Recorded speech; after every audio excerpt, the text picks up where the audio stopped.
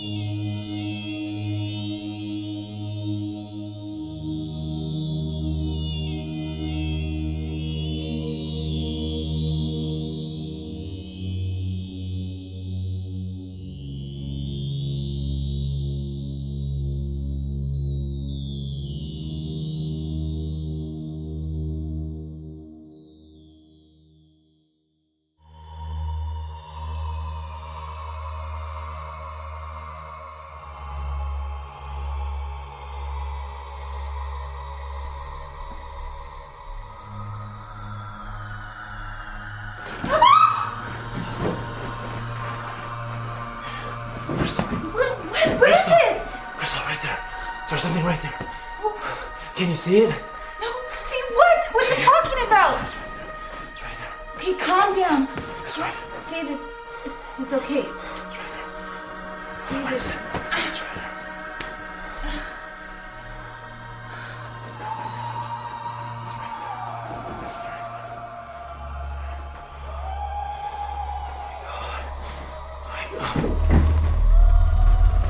David! Wake up! Wake up, David! David! This isn't funny, David! Get out! Neil, this is Houston. What's your status on hatch opening?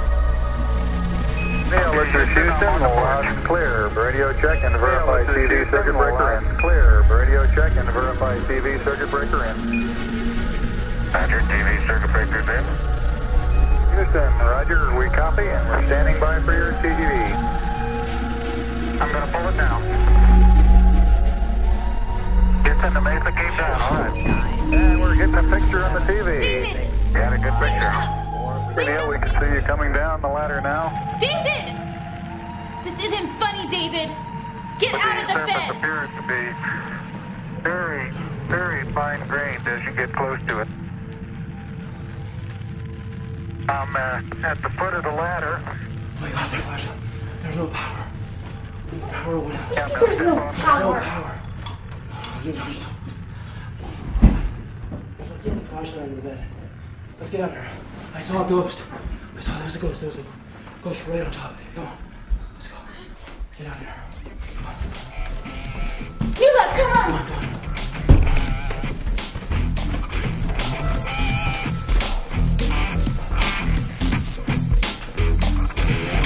I just saw a ghost. Just saw a freaking ghost. It was a ghost. Just light some candles.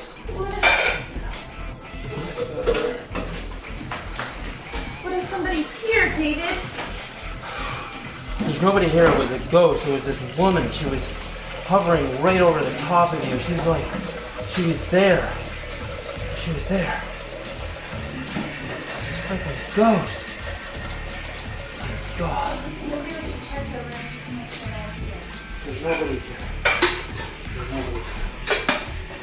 There was a ghost right on top of me. I'm shaking.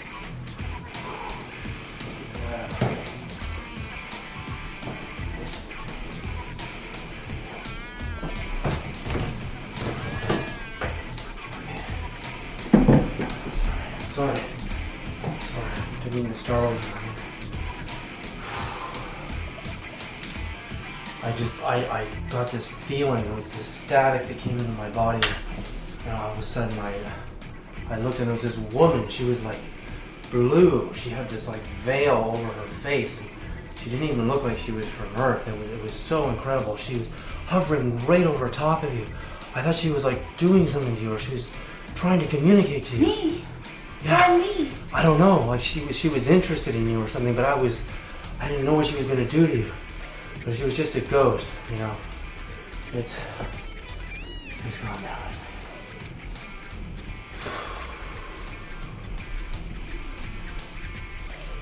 Sorry, I didn't even mean to freak you out or anything. It's just there. You know, I've been seeing ghosts for quite a long time in my life. I just didn't expect. I never know when it's gonna happen. You know. What do you mean seeing ghosts? It's 2 o'clock in the morning. I don't know what time it is. Like this normally happens to you? Well, actually, it's been happening for a while, off and on. It hasn't happened for a long time since we've been together, anyway. And it's the weirdest thing, Crystal. I mean, I'm there. You know, I'm sleeping, I'm dreaming, and I feel this static. It's like I know somebody's in the room. I know someone's coming. And it just electrifies my body. I bolt up. It's like this energy just comes into my body. It's freaky. But I'm scared. who is she? I mean, who was she? Let me go get your robe. No, don't go anywhere. Just stay here. You okay? I mean, they're just, ghosts are just people. I mean, they're not monsters. It's not like the movies where you see, like, The Exorcist. I mean, she had a really kind of a beautiful energy around her. It wasn't like she was going to hurt you or anything. Well, then why did you freak out? Because I couldn't believe what I was seeing. It's like, you know, we live in these 3 dimensions, you know, height, width, length, and time, and we see people all day. When you see a spiritual being just... So it could be somebody here. There's nobody in the house. I think we should go to the house. Crystal, this is LA. This is you can't go outside at 2 o'clock in the morning. This is Los Angeles. You Well, can't then we should call the police. What are the police gonna do when you tell them you saw a ghost? They're gonna think you're fucking crazy. Just calm down. You're sure it was a ghost? It was a ghost, and she was interested in you, and I feel like I know where she was from. Let me get your robe. Just wait here. Just wait here. I'll be right back. No, I don't want to wait here. Come on.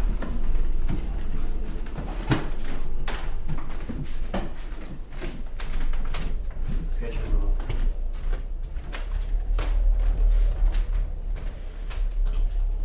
It'll be all right. We'll just stay up. We'll just stay up until the sun comes up. We'll just stay up until the sun comes up and she'll be gone. And then we'll go to bed. We'll sleep all day. That's all I can say. I don't want to go back to bed.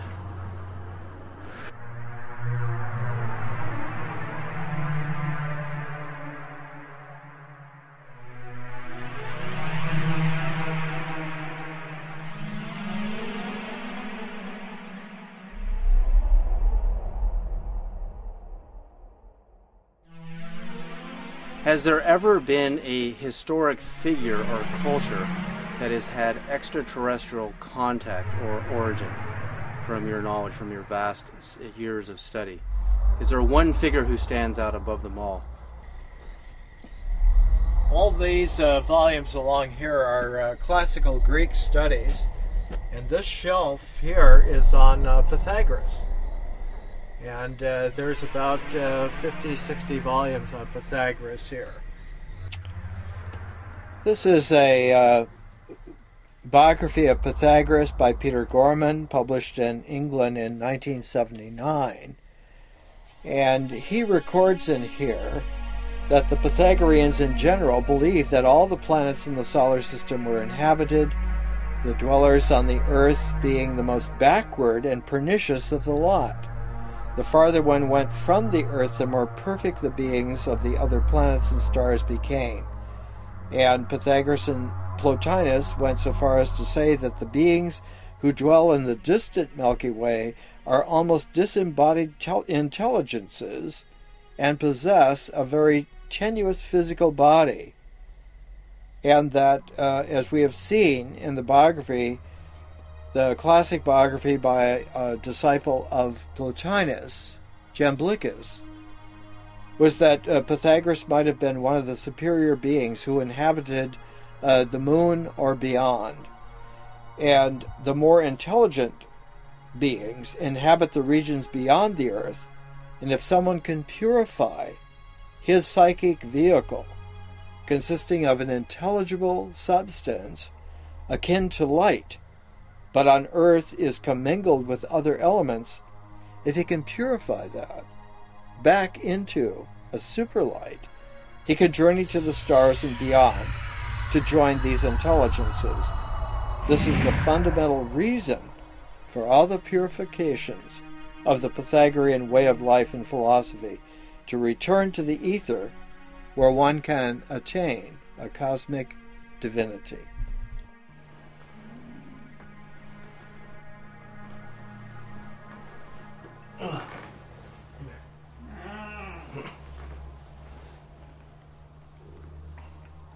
Are you sure you're not God? Are you sure you're not God?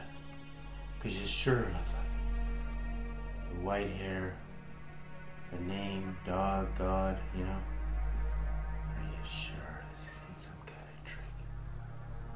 And you came down from heaven to play with us? Hey, are you sure you're not God? That's all I want to know. I just want an answer. I just want some kind of an answer. Because if you are, my God.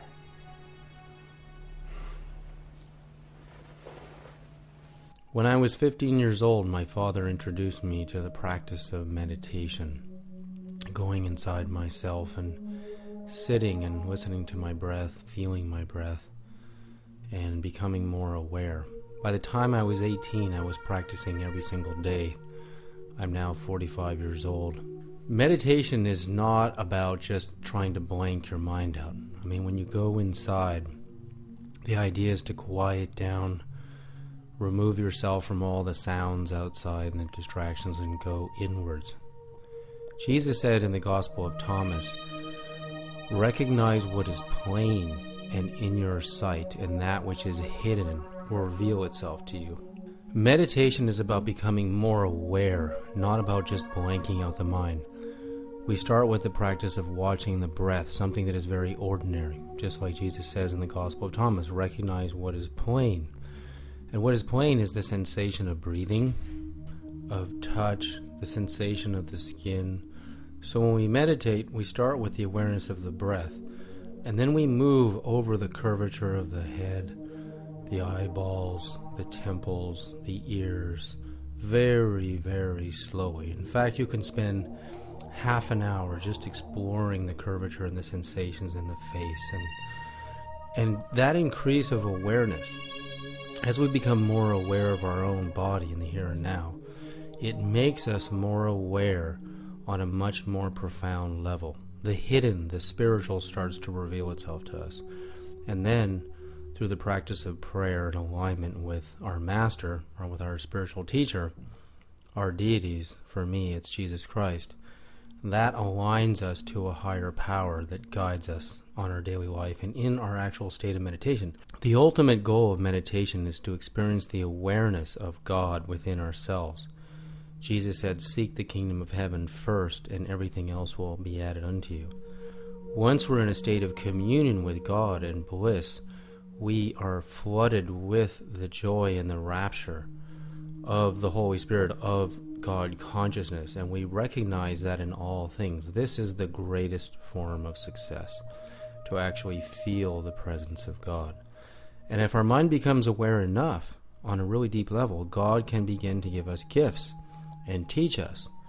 For me, the ultimate teaching I ask for is first to be in communion with God, but then to find out how to travel, how to get off this planet, and how to explore the other star systems that are around us in this abundant, enormously vast universe that God has actually created for us. This is our playground. It was created for us.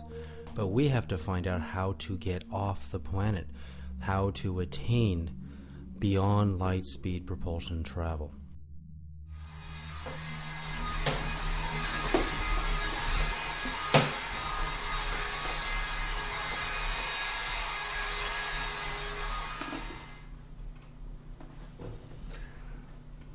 Oh my God. What a headline. And that nothing would be more patriotic than kicking our addiction to oil and ending the use of petroleum within our lifetime.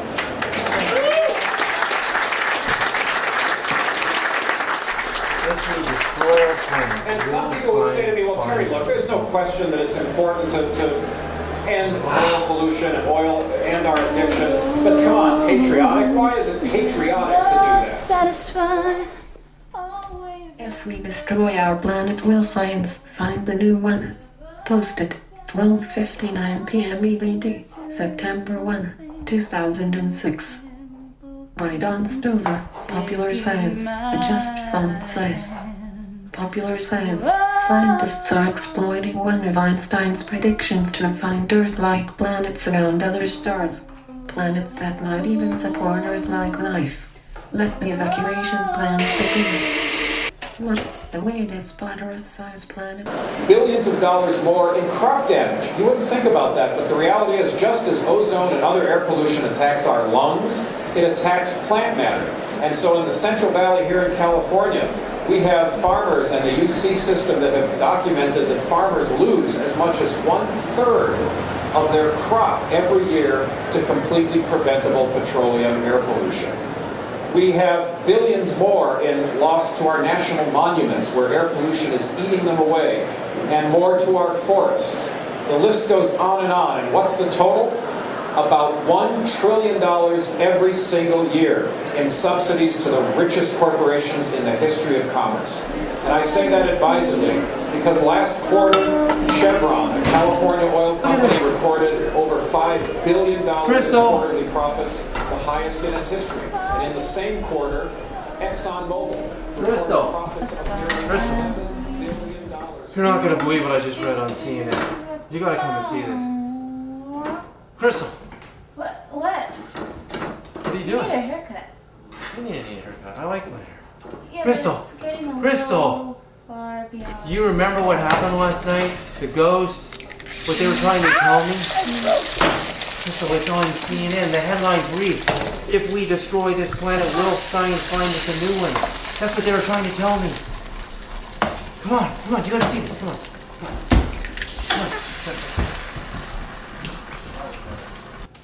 Crystal, look at this. I can't even believe what we're reading here. If we destroy our planet, will science find us a new one? NASA is going on a search to look for another place for us to live because they know we're going to destroy this planet. They know it. They're not denying it. It's like, okay, we got to find a new home now to live on. Crystal, that's what they were trying to tell me last night. That's what the ghost was trying to tell me. This is it. She wanted me to see this. Can you believe this? And you know what's the most amazing thing about this? They've searched hundreds and hundreds of planets in our galaxy, in the Milky Way galaxy, and they can't find a single planet yet that we could live on. Not a single one. Because there's nothing else out there. This planet is so beautiful and it's so rare, and there's nothing else like it they can find. So where are we going to live? If there's nothing in our galaxy, we're going to have to go to our nearest galaxy. The closest galaxy to Earth is Andromeda. Andromeda is 2.2 million light years from here. That means if we travel the speed of light, it's going to take us 2.2 million light years to get there. 2.2 million years. This is incredible. How do you know the ghost was telling me this? Because I know this is the first thing I read. I came into the computer room and this is the first thing I read on the news on CNN. It's like I was being guided to this article. This is incredible.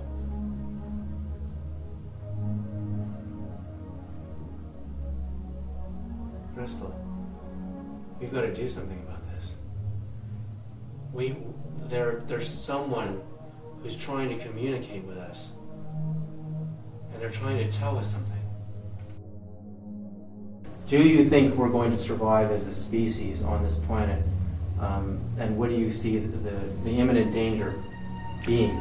Well, I think it's going to be nip and tuck if we survive or not as a species, and if we don't, we'll be probably taking out 70 to 90% of all living things on the planet by kind of injuring all of the ecosystems, the interactions between the living and non-living parts of the planet. So, as many people are guessing, and it's good scientific guesswork, there's perhaps a decade left to turn things around. I was just reading the other day, somebody had reduced it to 5 years, that if we don't really reverse some of the major damaging things like global warming and so on, that the damage would be too great to our ecosystems to ever recover from.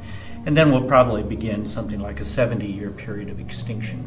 So you're looking at a mass extinction event, and you have a window, 5 years, 10 years, to correct our ways.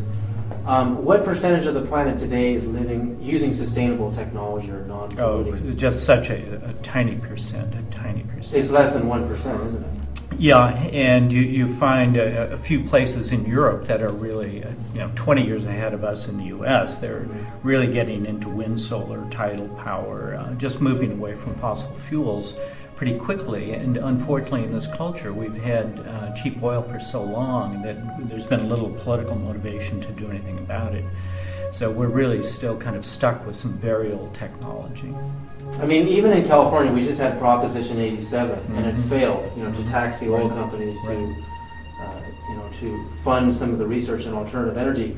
But with California leading the nation at 22% renewable energy, 52% coal, we're getting most of our energy from coal, which is producing acid rain and global warming. What hope is there even that this country could become even 50% sustainable in that 10-year or 5-year window?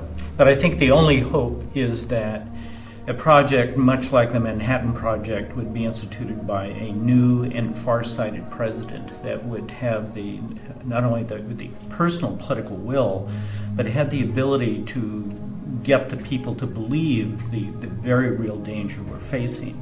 I mean, it's like when World War II began, there were no recycling programs in the United States. Within 90 days, there were massive recycling programs because the citizens perceived we were in grave danger. And I think that is the primary job of our next president. Where are we going to go next if we destroy this planet? Who will we rely on to save us? What are the ethical questions? If you believe in reincarnation or you don't, what will happen to 6.5 billion souls if we destroy this planet? If you are a Christian, Jew, Muslim, Hindu, Buddhist, atheist, you still have to face the reality. Global warming will produce an ice age. It will cause massive outbreaks. It will destroy us. Humanity is not willing to stop it. Even if we attain the Kyoto Protocol with population explosions, we are not going to beat global warming. It is going to beat us. Woo! Now the big question. The big question from here to Andromeda is, if global warming causes a mass extinction, we have an ice age, we have a massive outbreak from a virus. There's 6.5 billion people living on this planet. That means 6.5 billion souls. The question is, spiritually, religiously, where is 6.5 billion souls going to move? Where are we going to go next? Where are we going to live and incarnate next if we destroy this planet? So, we think about it, there's 2.2 billion Christians in the world, and Christians believe in the revelations in the second coming of Christ, and when Christ comes after the great judgment, there's a new heaven and a new earth. So the earth is renewed. So we have this one belief. And then we have approximately 1 billion Hindus and almost 500 million Buddhists who believe in reincarnation, who believe that you actually psychically die and be reborn into a new body, and you keep doing that lifetime after lifetime over great cycles until you attain enlightenment. And then when you graduate in enlightenment, you attain the kingdom of heaven, and you're freed from the bounds and the chains of living on a planet. So, and then you have over 1.2 billion atheists who don't believe anything. So the question is, does belief shape and prevent us from saving our own planet? Do people who believe in reincarnation care more about the planet because they know they're going to come back? And do people who think, well, you know, I don't believe in anything anyway, so none of this really matters, you just live and you die and nothing happens after that, does that shape their belief as to how we protect our environment and if we're going to make it? Okay. So the first question, yes, considering global warming, sewage pollution, and the inconvenient truth of Al Gore, you know, the proof that we may be heading towards a mass extinction event through either global warming causing an ice age, or two, global warming causing massive virus outbreaks, what is the Tibetan Buddhist view on an exodus from a planet? If we destroy this planet and we are psychologically and ecologically involved in its destruction, where do 6.5 billion souls go from Tibet? You know, where do they find a new home if they seek reincarnation? And well, first of all, from the point of view of the Buddhists, the planet is not destroyed. Even though we're trashing it, we will come to our senses, and they predict, and it will not be destroyed. We may go through more hardships and so on, but a total ice age or a total meltdown or a nuclear holocaust is not going to happen according to their predictions. That doesn't mean that's so, but I mean that's what they think. So that's point one. I always thought, ever since the Death Star incident in Star Wars, where Obi-Wan and Luke are flying somewhere, and then there's a shudder and a disturbance in the Force, because the Death Star has actually destroyed a particular planet with many billions of souls on it, and Obi-Wan shudders, you know. But I always thought that in the Buddhist cosmology, there's billions and trillions and countless numbers of planets with humanoid beings on them. We've been on many other planets many times. Oh, wow. We will be on many other planets many other times. And we will, therefore, all the souls, if a whole planet was destroyed in a supernova Death Star, the souls would be reborn other places. And we ourselves have been through many big bangs and big crunches, all beings, because life is beginningless from the point of view of the Buddhists. And so there's always more places to live. However, the sort of archangels, if you could say, the bodhisattvas, you know, the compassionate beings who are making a huge effort, although they didn't create the world, they don't create it, they don't control people absolutely. On a relative sense, they're quite powerful in their trying to arrange circumstances for living beings to be optimal for them to wake up and become themselves bodhisattvas and become enlightened. So from a Buddhist point of view, they will do a lot in their power, and they do have considerable power to prevent us from destroying ourselves. In other words, the way we behave as human beings, our governments and everything, and our chauvinistic, and especially male chauvinistic habits, having had nuclear weapons now for over 50 years, that we haven't killed each other totally or had a nuclear holocaust is itself a miracle. And the Tibetan Buddhists would argue this miracle is not really a miracle, it is the miraculous activity of enlightened angelic beings. UFOs offer the best hope we have in understanding how to travel to another star system or another galaxy if we want to survive. It's amazing to think that we're on a round little planet, 24,000 miles around, and that's one out of 100 million suns in our galaxy. So what do you think about me going into space? I think you're already there.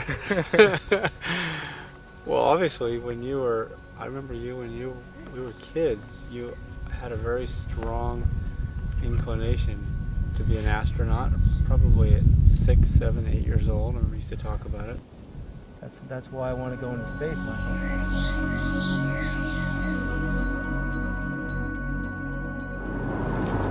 There's a map. It's in one of these folders where we're going. Albany, there it is, Unified School District. In 1967, 1968, I was 7 years old, and I went to Cornell Elementary School right here in Berkeley, California. And on my way home from elementary school one day, I noticed all these people pointing up in the sky, and I saw that they were pointing up at a spaceship. I mean, a flying saucer. Everyone was like pointing up there, and I looked up for a full 20 minutes, and I could see this spaceship up there. And wow, that was the day that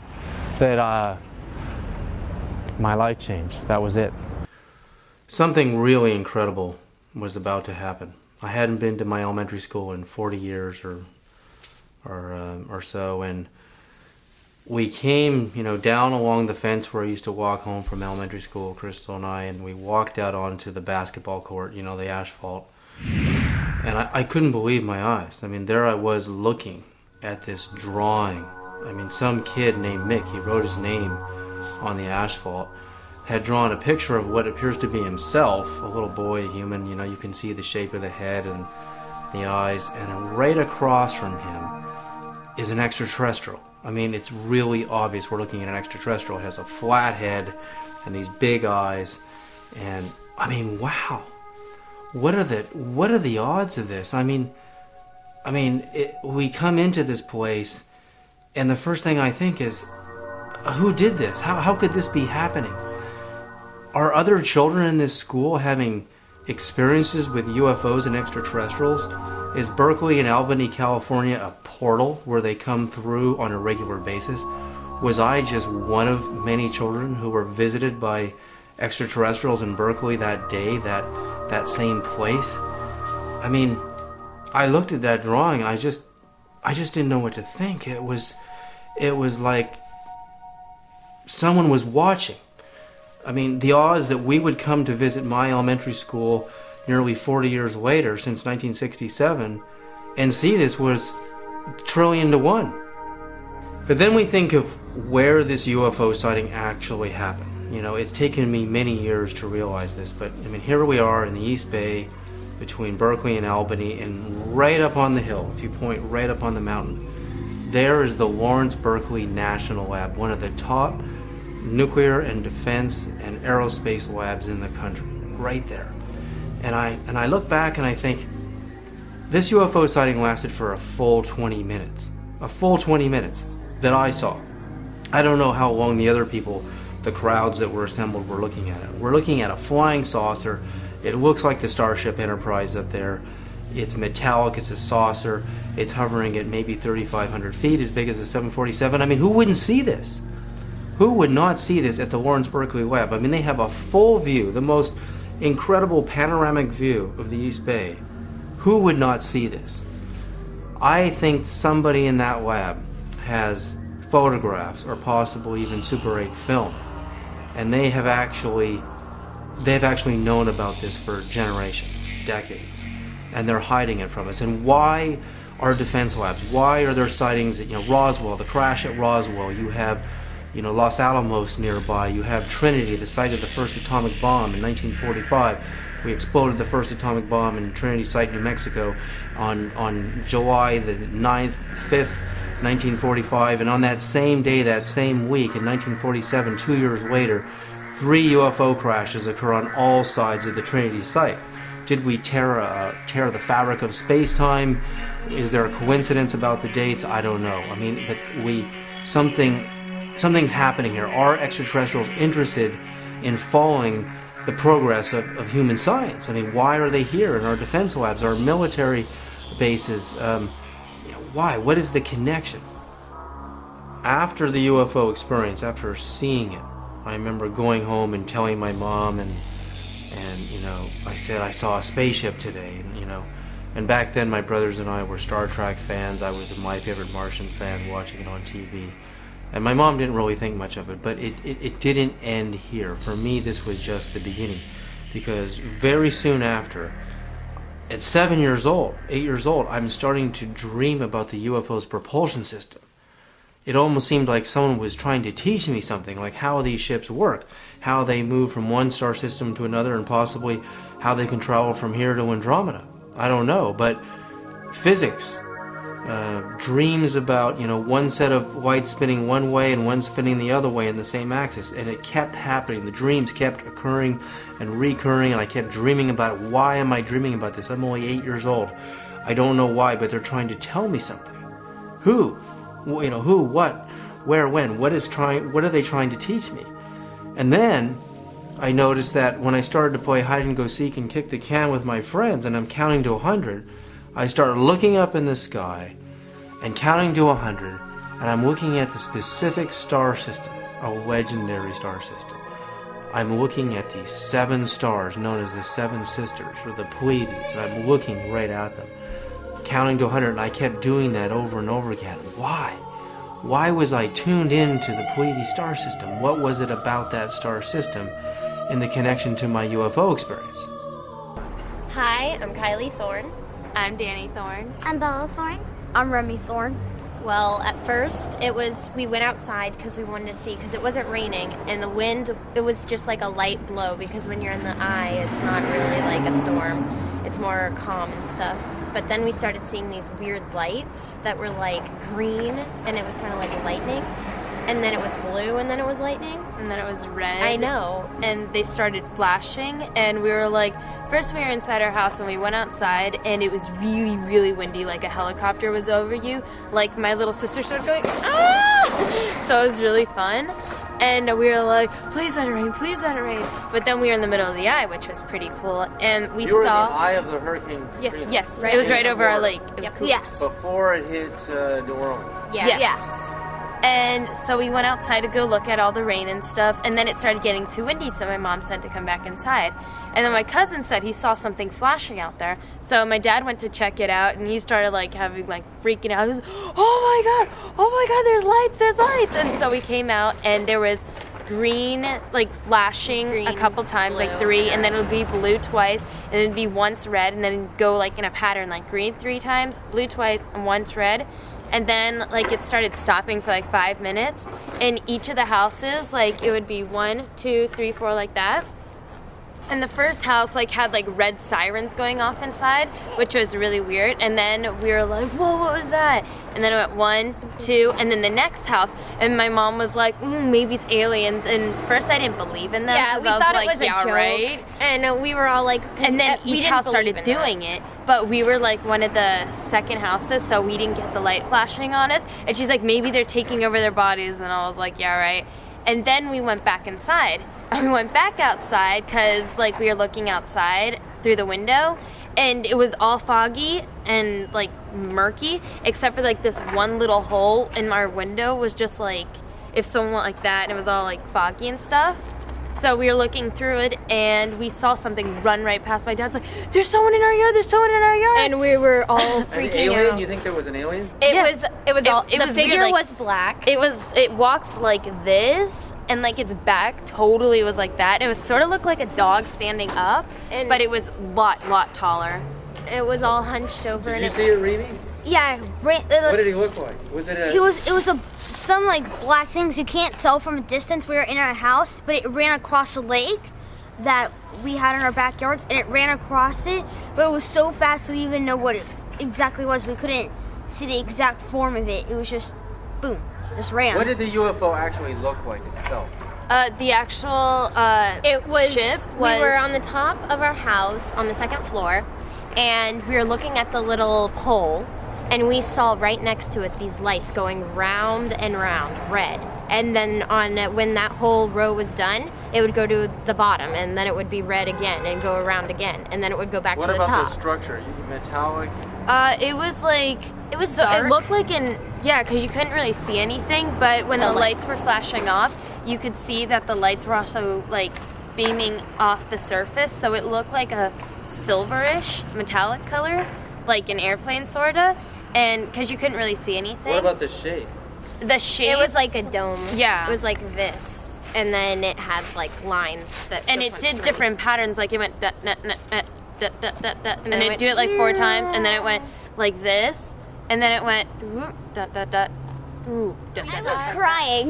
We thought it was we were sitting. Did you see on Mel Gibson's movie Signs? I mean. Yeah, that's exactly what the creature looked like. Except it wasn't he didn't have blue or yeah, green. he didn't have long have nails. a weird face. He was just black. So here we are in Seattle. This is, really where it all started. Ken Arnold sighting at Mount Rainier. When did that actually happen? Well, I think the latter half of June of 1947, Kenneth Arnold was out flying a Cal Air A2, a small single-engine prop job airplane, looking for actually a downed airplane. And when he was flying over the top of right around the top of Mount Rainier, and he noticed a bright flashing light. And he actually became worried that whatever this was, that he wasn't going to run into it. When he started looking around, he saw 9 objects actually flying from the area of Mount Baker down towards Mount Rainier and then past. And he noticed that as they were flying past and in and around the mountaintops, they're actually flying and then they go on their side and then level again. And when they went on the side, it actually made a bright flashing light when the sun hit off of it. And that's where he's interpreting the flashing light came from. He was thinking they're going around somewhere about 1,700 miles an hour. And he thought 1,700 miles an hour. 1,700 miles an hour. And he just saw them going in and around the mountaintops, and then around Mount Adams, they all disappeared. So the whole thing lasted 2.5, 3 minutes. But that's really the first sighting of what they were in American history. Really? In American history, yeah. As a saucer, he didn't. The term flying saucer really didn't exist till that moment, and it was coined then. When he saw these objects flying by, he was confused. There was a full report made about it. There was never anything understood, or they never were able to understand. They were never able to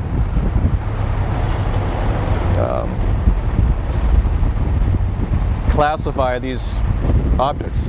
On October 14th, 1947, Chuck Yeager broke the sound barrier in the X-1 aircraft at Edwards Air Force Base, just past the speed of sound. So, on June 24th, 1947, Kenneth Arnold is seeing flying saucers, chevron-shaped flying saucers that are going Mach 2.5 times the speed of sound, just months later. So, what is going on here? I mean, is Arnold seeing flying saucers from another planet, or is he seeing black ops, military aircraft? But his descriptions, when you really look at his descriptions, chevron shape, flying saucers, I mean, we're really not looking at anything that we know of on Earth at this time. I mean, the X-1 was basically a rocket with wings on the side of it. It wasn't, the advanced F-wing fighters like we have today. And today we're not going much faster. And the F-22 beyond Mach 2.5 or Mach 3. I mean, we're still not really traveling that much faster. We just have better maneuverability. So, did Arnold see a flying saucer? Then, weeks later, United Airlines pilots in western Idaho report seeing the same flying saucers. I mean, it was actually because of them that the Arnold story became world famous. And then on July 4th in Portland, Oregon, 2 local newspapers report that civilians, everybody saw flying saucers over Portland. So it's like it just keeps moving around. The same UFOs are moving from one place to another. I mean, are they ours? Are they alien aircraft? Nobody really knows. Military witnesses said they saw 9 UFOs over Edwards Air Force Base in California. Now, sometime on that same day at Roswell is when everything happened. Yeah, July 7th, 1947, sometime that day, a saucer crashed at Roswell, another one at the plains of St. Augustine, and another one off the side of the Trinity site in New Mexico.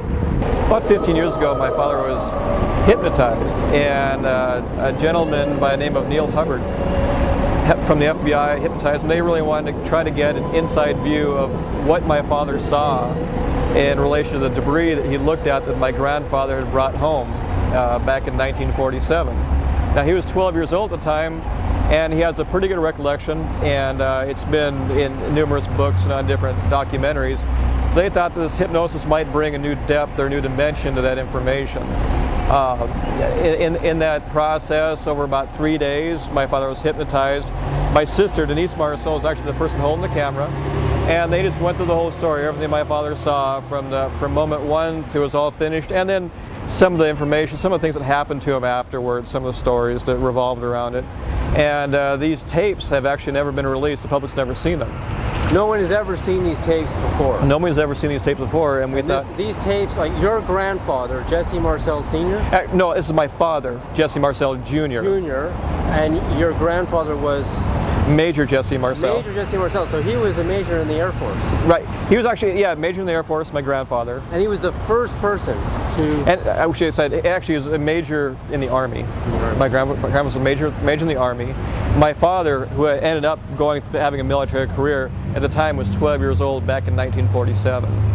And part of my grandfather retrieved some of the debris from the ranch, the Brazel Ranch, to have it investigated, to be looked at at the military base by his commander, Colonel Blanchard. And on the way back to the base, after retrieving some of the debris, my grandfather was so sure that it wasn't from this earth, that it was some extraterrestrial origin, that he thought he wanted to show it to his family. And so he actually went by his personal house on the way home, laid the debris out on his kitchen floor, and woke up my grandmother and my father to come take a look. On February 25th, 1942, we thought we were being invaded by the Japanese. I mean, this is just after Pearl Harbor. There's UFOs flying over Los Angeles. We fired 1,400 rounds of munitions at these things all night long. And according to the Majestic documents, Army Chief of Staff at the time, George C. Marshall, who later becomes the Secretary of Defense and wins the Nobel Prize for the Marshall Memorandum, these documents state that they retrieved 2 crashed flying saucers, spacecraft from another world, and they retrieved them. Where did they take them? They took them to Muroc Field at Edwards Air Force Base.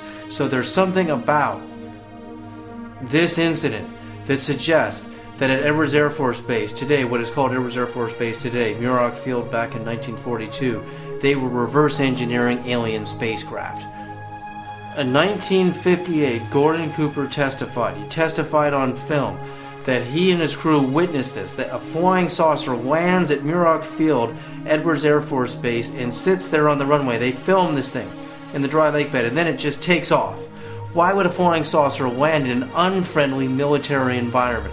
Why would they do this unless they had permission to land there, unless we knew about it? They actually filmed this. Gordon Cooper's crew filmed this. They developed the film. Cooper said he looked at the film. They sent it to the Pentagon, never to be seen ever again. Where did the film go? Somebody has the best photography of a flying saucer of all time, and it disappears into the black vault. What is going on at Edwards Air Force Base? Why were they there? Was it possible, I suggest, that reverse engineered flying saucers were being developed at Edwards Air Force Base, and Cooper was not supposed to know about it? He accidentally stumbles upon it, but he's not supposed to know.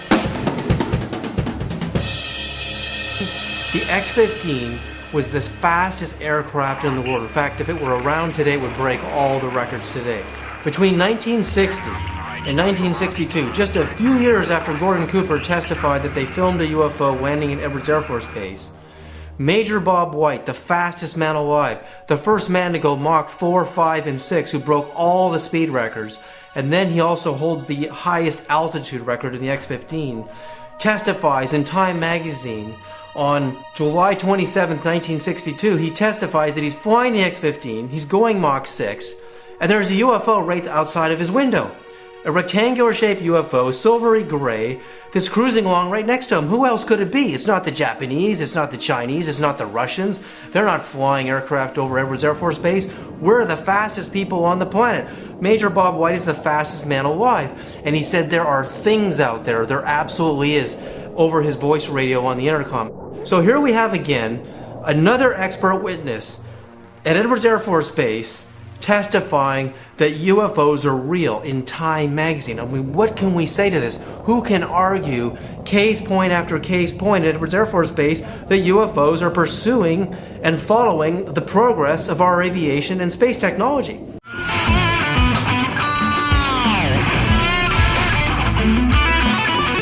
A retired Air Force colonel once told me that UFOs are more classified than the atomic bomb. More classified than the atomic bomb. Why? Why is anti-gravity and zero-point energy more classified than the atomic bomb? Because the next country who figures out zero-point energy and anti-gravity is going to be king of airspace on this planet. Our F-22s and our fighter wing jets are going to be obsolete technology. I mean, fighters that have to use jet propulsion engines that have to make slow banking turns are not going to be able to perform against UFOs or anti-gravity technology that can stop on a dime and turn right at 90 degrees. They're just not going to be able to maintain themselves in a military sense against this type of technology. So this is why UFO technology is more classified than the atomic bomb. This is why the media laughs at this technology, and they're in on this somehow. They don't want you to know, they don't want me to know, that UFOs have crash landed in our atmosphere and in our planet, and we have retrieved saucers and we have reverse engineered the technology. So the very fact that they possess this technology and they're keeping it from us is good reason for me to go deeper into this phenomena to find out how these things work.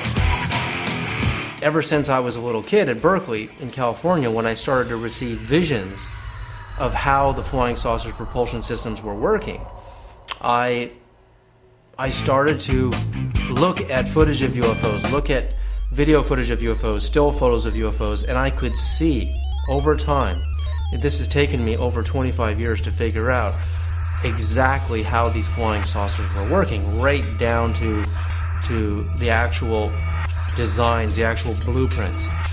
I have designed a UFO anti-gravity zero-point energy propulsion system. I have now developed the blueprints. I now am ready to test my own flying saucer.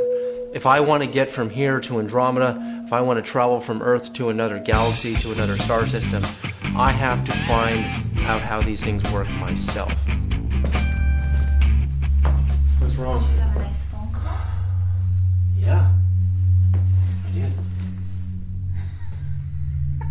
What's so funny? What's so funny? Your attitude, David, that's what's so funny. Yeah, I had a great phone call. Talking about all your schematics and your blueprints over the freaking phone.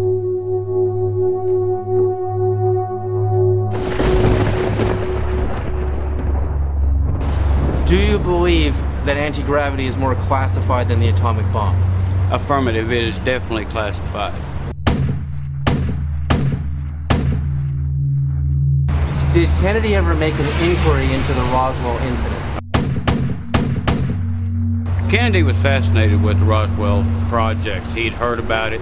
He established his own group, committee of people and personnel to investigate it and provide him full in-depth information on the projects that were going on out there. So he knew about anti-gravity back in the late Affirmative, 50s, he did early know. 60s. Yes, he knew very well what was going on. So, do you think he got in any trouble? I mean, why would a president, I mean, even Clinton has made inquiries into UFOs. Why are presidents forbidden to trespass into the UFOs in the anti-gravity area? Even presidents. Well, with the Department of Defense, Department of Energy, it's on a need-to-know basis. You need to know, they'll let you know. You don't need to know whether you're the president, the congressman, it's irrelevant. The key is you're assigned to this job, this area. No one outside that area has any information. Any information released, your history. Yeah. All right. Do you believe any of the UFOs we're seeing are ours, that are the United States military? Negative. Not? No. You believe they're extraterrestrial? I believe there's something out there, yes. Yeah. What are you afraid of? What are you afraid of right now? What is your greatest fear about what I'm doing? What is it? Tell me what it is, Crystal. Because I want you to feel safe. Oh, really? Yeah. Well, that's not what you've been showing me this last week. I have to communicate. I'm not talking about not communicating at all. I'm talking about taking basic precautions, David.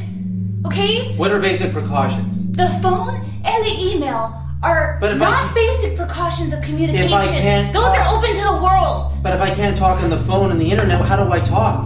How do I communicate this stuff? David, do I really have to give you your other options? You have a brain, use it, okay? Fat X's? Do you think fat X's are not tapped? Well, when you're talking about sending serious vital information to build a freaking UFO, I think you should take basic precautions, yes. The graviton is the missing particle in physics. Nobody knows where it is. If we could find it, perhaps we could alter the functions of gravity and we could produce anti-gravity generators. My name's David Sarita, from the planet Jupiter. 1968, no, actually August 21st, 1961, my spaceship crash landed in the prairies of Edmonton, Alberta, Canada. And I was heading for Berkeley, California. I was trying to get into the 60s scene, with, with free love and the free sex thing, but the ship crashed, and I got to get back to my home planet, got to get back to Jupiter. So I decided to get a job. I heard there was no ozone layer down on this planet, and they had pretty much cut down all their trees. So I took a job. I wanted to be a tree planter. Since about 1980, the day that Mount St. Helens off, I started planting trees when Mount St. Helens blew up. That was my first contract, and I've been out here ever since. It's the year 2003. I've been planting about 20-something years, I planted over 250,000 trees. I'm trying to make enough money so I can get some of the parts I need for my spaceship to build the thing. Now, the problem is, see, in order to get a ship to fly, you need to defy gravity. See, everything falls down. My shovel falls down, my tree falls down, everything goes down. Now there's only one thing going up right now. You can't see it, but there's only one thing. And what it is, it's photons. Particles of light are bouncing off the Earth and going up into space. So in theory, if I could turn this rock and into light, into actual light, it would levitate, and I could build a spaceship and get myself back to Jupiter. Now that's my goal. I'm going to do it. I'm going to figure this out. In 1968, when I was a little kid in Berkeley, California, I saw my first UFO, and ever since, I'm a believer. I believe I can build this ship, and I believe I can get myself back to that planet, but I think I got about another 1,000,000 trees to plant. I got a lot of time to think out here all day, hot sun, bugs, and it inspires me. I believe I've actually found the graviton, the missing particle. Here's where I think it is. If you look at the proton in the center of the atom, which has a positive charge on it, and you look at the electron itself, and the electron is spinning counterclockwise, and then the anti-electron, the positron, is spinning, and if they both have the exact same radius, a radius is the distance between the center of a circle and the periphery, or a diameter is the distance all the way across. If they both have the same diameter, the electron spins counterclockwise and the positron spins clockwise. They're going to collide right here in a single orbit, which means they would annihilate and the atom would never exist. The fact that they don't means that they must have different diameters or wavelengths in order for one of the particles to pass without crashing into the other one right here. And if they have different wavelengths, that means they have different frequencies, because if you have a particle spinning with a certain velocity, particular velocity, around the circumference of the atom, and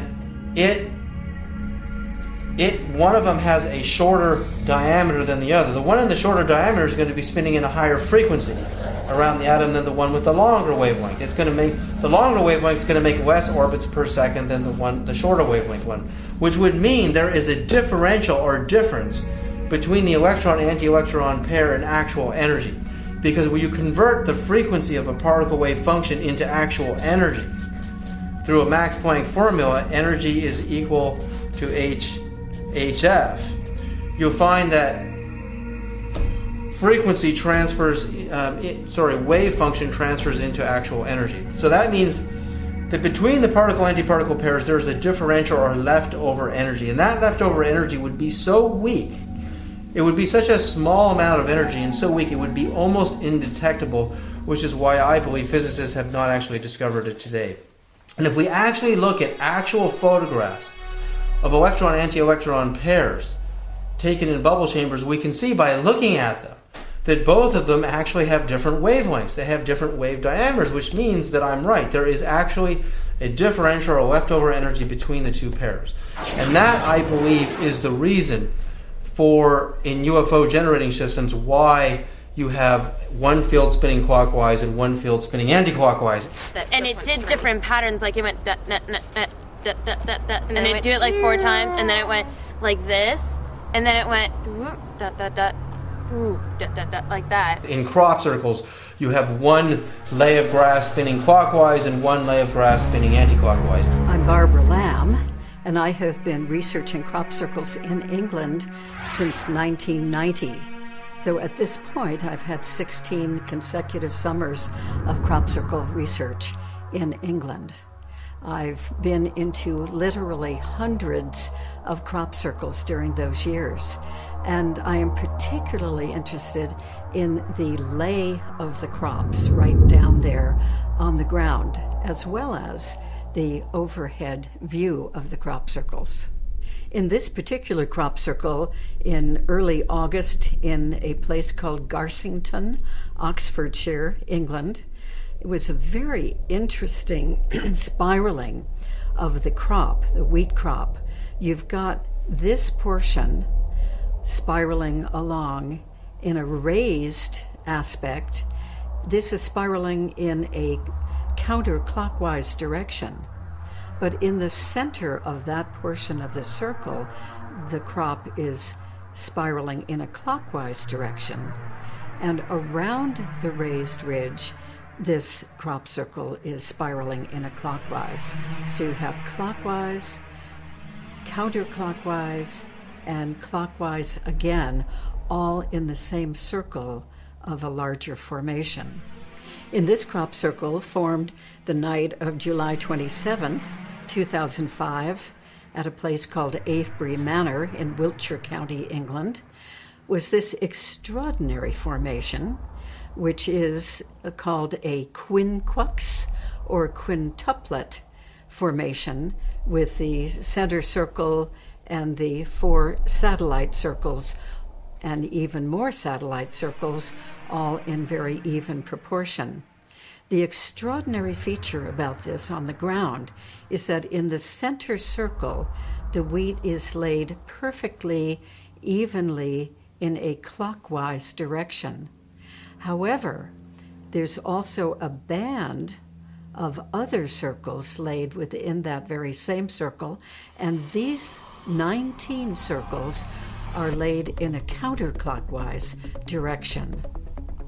In that same center circle, the band, or the row of counterclockwise circles, is depicted here with details counterclockwise, counterclockwise, counterclockwise, and so on all around in this extra band of counterclockwise circles within the clockwise larger circle.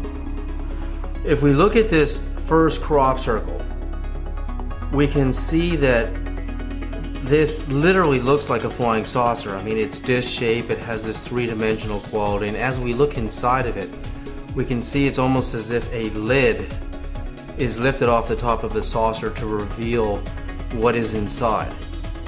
I believe, after studying the effects of subatomic particles in bubble chambers, that we are seeing a language in crop circles that is reminiscent of quantum physics. That the language is actually teaching us how to transform mass, cancel out gravity, produce anti-gravity, and eventually travel faster than the speed of light to visit other star systems. I literally believe that that's what the message is.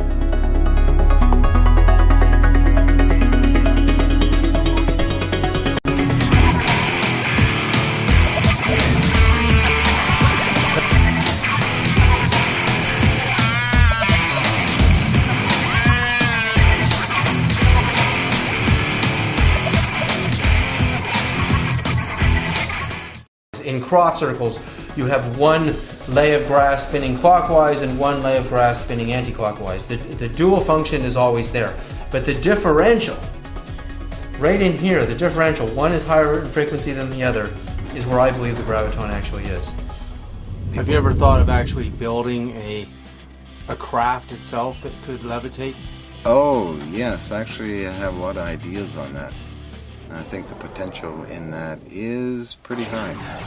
Actually, what do you think would happen if you built a flying saucer and you started flying around Vancouver? If I built a flying saucer flying around Vancouver, I am sure that, oh my, there'd be a lot of excitement.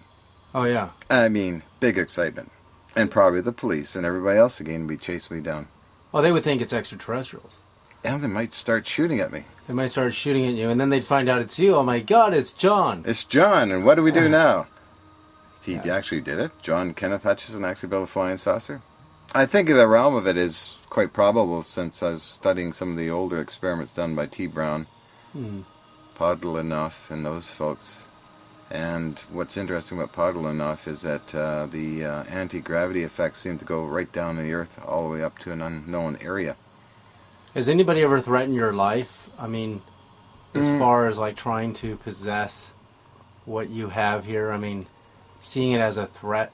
Has anyone ever, like, threatened you and said that, you're on to something and you're not allowed to be doing this? And no major threats. Mostly people saying, well, you should work for the U.S. government. That's a lot of emails I get are like that, and that they're ready and willing to stand by and give the funding out. But I've never been threatened. I've been also approached by religious groups saying, well, my duty is to continue on with this and make it a practical system. Yeah, I mean, if you can levitate an iceberg, you could end a drought. I mean, you could land in a dry lake bed, you could change architecture. The work that Hutchins has been doing, he has Tesla coils, he has Van de Graaff, and he has, very frankly, static electricity generators. Notice that data doesn't have to make sense. Right. Data just has to be truthful. The truth. That's right. It's more important than proving Einstein right or wrong. Okay, now his data showed everything from a chocolate milkshake snaking toward the top of his room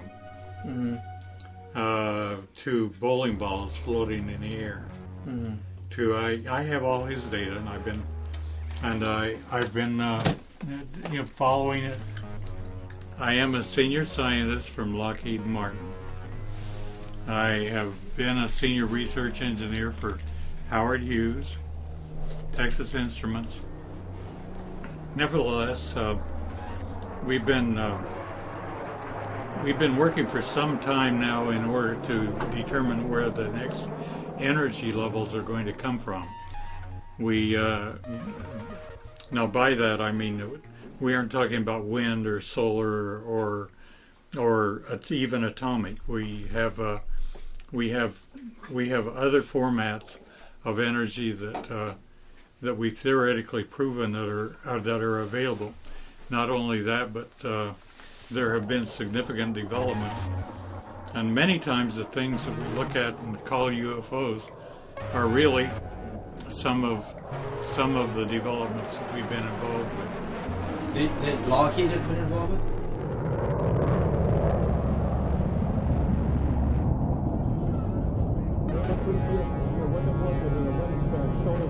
That were open.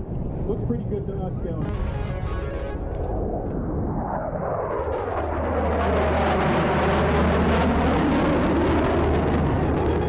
So are these some of the UFOs we're seeing you believe are ours? They're United States military? Well, Area 51 is literally where the majority of the things that we call the Black Program were developed, and many times sightings would occur directly associated with them. So you had a number of sightings, and then that prompted you to go to Area 51. And yeah, a friend of mine is a filmmaker, and he was thinking about writing a film on UFOs, a serious film. And so he and I had heard of Area 51, so he said, let's go there. And so in January, I forget what year it was, maybe 98, something like that. I've honestly forgotten. Is that he and I packed up our video camera and we drove over there and found everything easily and set up our video camera on a tripod and pointed it at this range of mountains that we knew, behind which was the so-called Area 51. And it was very cold. There was snow on the ground, and as soon as it got dark, this big round orb of light pops up behind the ridge and moves around in a very strange way with right angle corners and disappearing behind a ridge and coming up somewhere else. Absolutely silent, a huge round orb of light. Very weird. And driving down there, and this big same orb of light pops up over the ridge and starts following our truck and was close behind us. And just, how big do you think this thing was? I don't know. When something happens that suddenly and unexpectedly, you don't think about it. You don't say, let's see how big that is. I don't know. I'm guessing it was 20, 30 feet in diameter, but it didn't emit any beam of light. It was this big glowing light, and it followed a truck down. We were speeding down trying to get away from it, and it got a little bit behind us, so we turned off the headlights and just four-wheel drived it into the desert, hiding behind some big yucca trees and things, and then the light flicked off. As I conducted tests, every now and then nature would not give us what we wanted, but it gave us something else. Something else. And I would sweep it under the rug because it didn't match theory. So do you and think- after a while I said that is not honest. That is not proper. You must record the data properly. And indeed, once you record the data, then you start modifying the theory. Einstein's work is only a slight modification of Newton's work. But we do understand that Newton's work has, Newton's work, for example, Newton says anything that's in motion tends to remain in motion, right? Okay, so I have something, and I'm taking it around counterclockwise. And see, and what Newton said is true. He just wants to go around and round and round and round and round. This particular thing is called a celt. It is not. It's clear plastic. There's nothing in it. Okay, now I'm going to take it around clockwise. It says, no, I don't want to do that. It's just like my children. I will do it my own way. How did it go the other way? Precisely. A Newton's law. Is that because of the rotation of the planet, or? Well, there Can I try that? You may. In fact, first of all, send it around counterclockwise. Okay. And this is called a cell? It is celt. C-E-L-T. What's in it? Okay, there we go. Nothing's in it. Plastic. Okay, now take it around clockwise. Okay. And it says no, and it goes back the same number of turns you said. I've never seen anything like that. Now go out stronger. I know. See, I'm looking for the exception to the rule. You have to, if you can use language, you really need to convert it into mathematics. Yep. And calculate what your theory would say that it would do. My theory is, like I've looked at, and on that CD I sent you, in bubble chambers, if you look at, they have a wedge sheet in this particular photograph. Super high frequency gamma strike the wedge sheet and through the photoelectric effect give off electron-anti-electron pairs. And there's two sets of pairs. And the electron has a longer wavelength and the anti-electron positron has a shorter wavelength, which means there's a differential between the electron and anti-electron pairs, which means one is stronger than the other if you convert it through a Planck formula or even Einstein formula. And that means one of the clockwise and anti-clockwise would the differential between them would be one is stronger in mass energy equivalent. The other, like for example, well, take that with you, and when you get together with your friends that agree with you, have them do the math, and I would like a copy of the math. There's a differential. What do you think they're going to do to us? Do you think federal agents What do you think, David? You think they're going to let you get away with just building a UFO for yourself? Yeah, I do. Because if it flies, if I can get something to actually levitate off the ground, it's going to revolutionize aerospace. You think they're going to kill the guy who invented the light bulb? They didn't kill Thomas Edison. They didn't kill Tesla. They didn't kill Faraday. They don't kill Einstein. Then why are they not even acknowledging the whole UFO phenomenon, David? Crystal, they are. It's classified, and you know that you're the one who said it.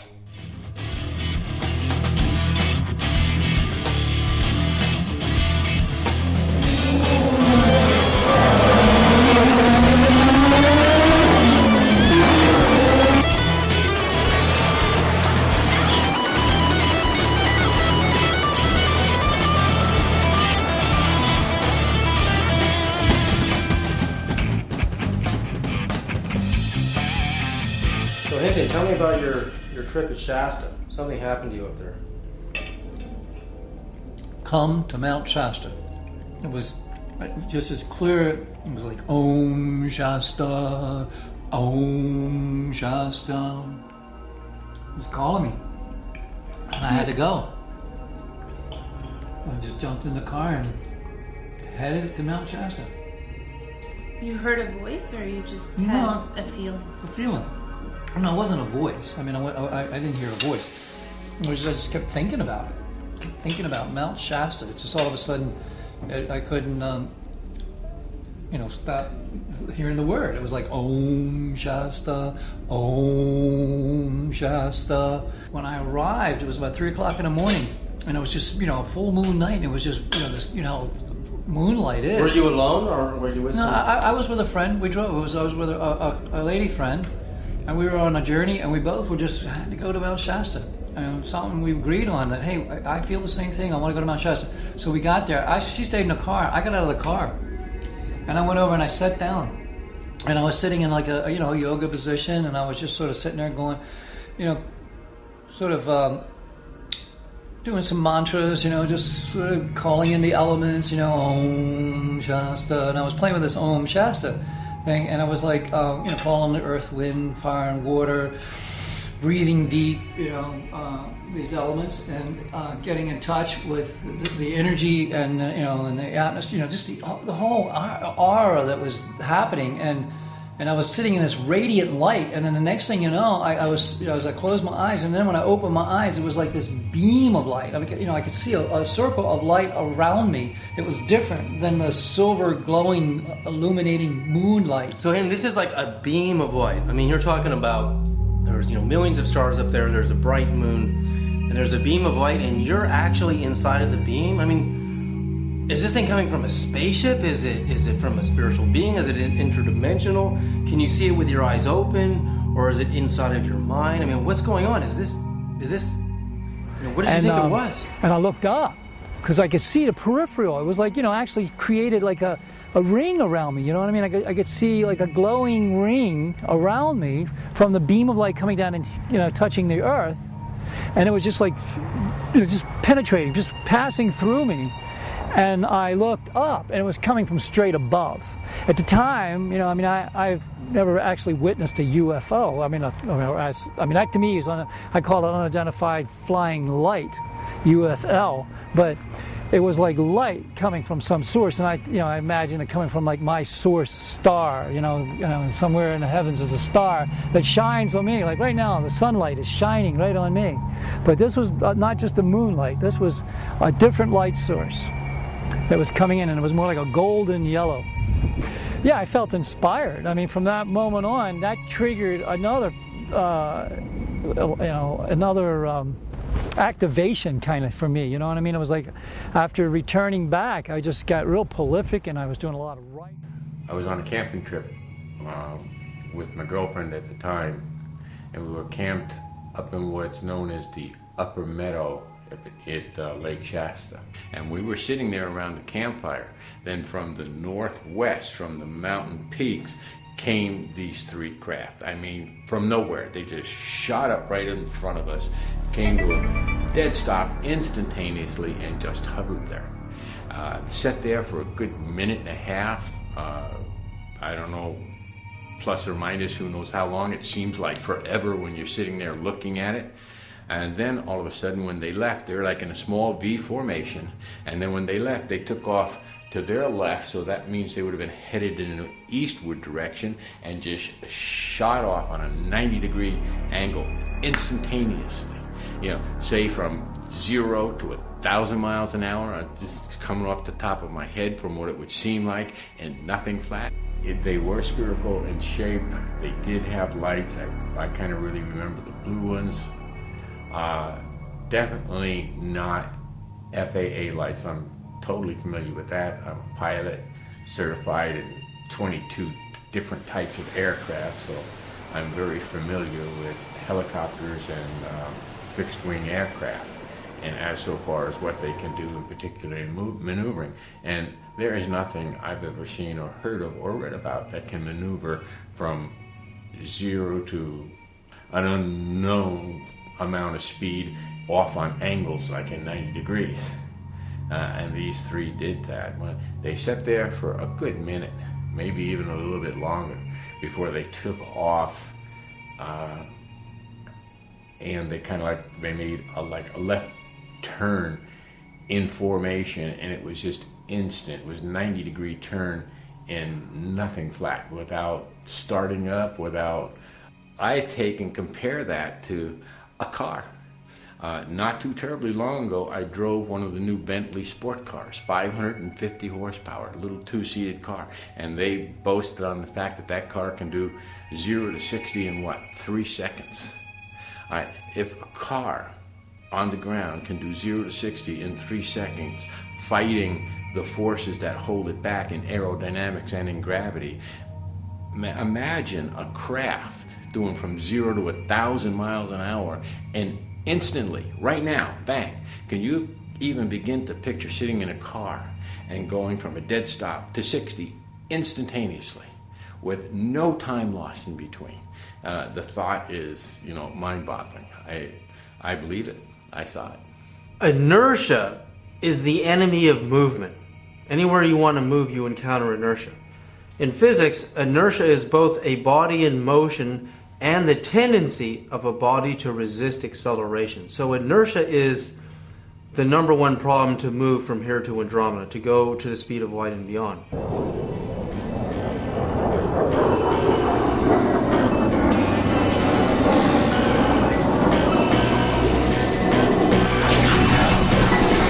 There are 5 major modes of transportation that human beings have discovered.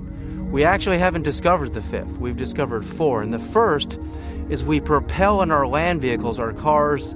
We have a little propeller in our engine that drives the drive shaft, and we move forward across landscapes. And the problem with trying to get anywhere moving over landscapes is sometimes you can be on flat ground, and then you have to move over the curvature or waveforms of mountain ranges. So we encounter inertia in the form of resistance of the actual geography of the landscape itself. So the problem in getting from here to Andromeda is inertia. Our cars move over the landscape, and the landscape inhibits us from going forward in a straight line. So the next evolution that appears in the mind is how to get beyond moving over the curvaceous landscapes. So what we did is we got in the car, we packed the car, we drove to Mount Shasta, and on the way to Shasta, just outside of San Francisco, we had an encounter. Our first encounter was something not of this world, something of this world, but it's really incredible what happened.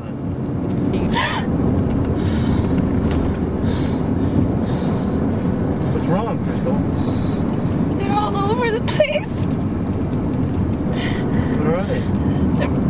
I'm killing butterflies. It's okay, honey. Don't worry, they're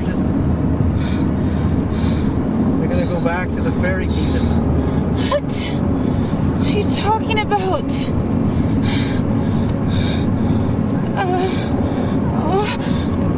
Come on, we're gonna crash. We gotta pull over. Just stop the car. Stop the car. We're gonna pull over, okay? They're gonna kill us. We're gonna die with the butterflies. Alright, we're gonna stop here. We're gonna go out and see them. Don't worry about it. Just calm down. Get out of the car. Let's go take a look at them. What, on the highway? Yeah. You mean I'm not gonna get on the highway? We're just gonna go take a look at them. We're gonna see them up close. So we pulled over and we actually went by the nearby field to look at the beauty of some.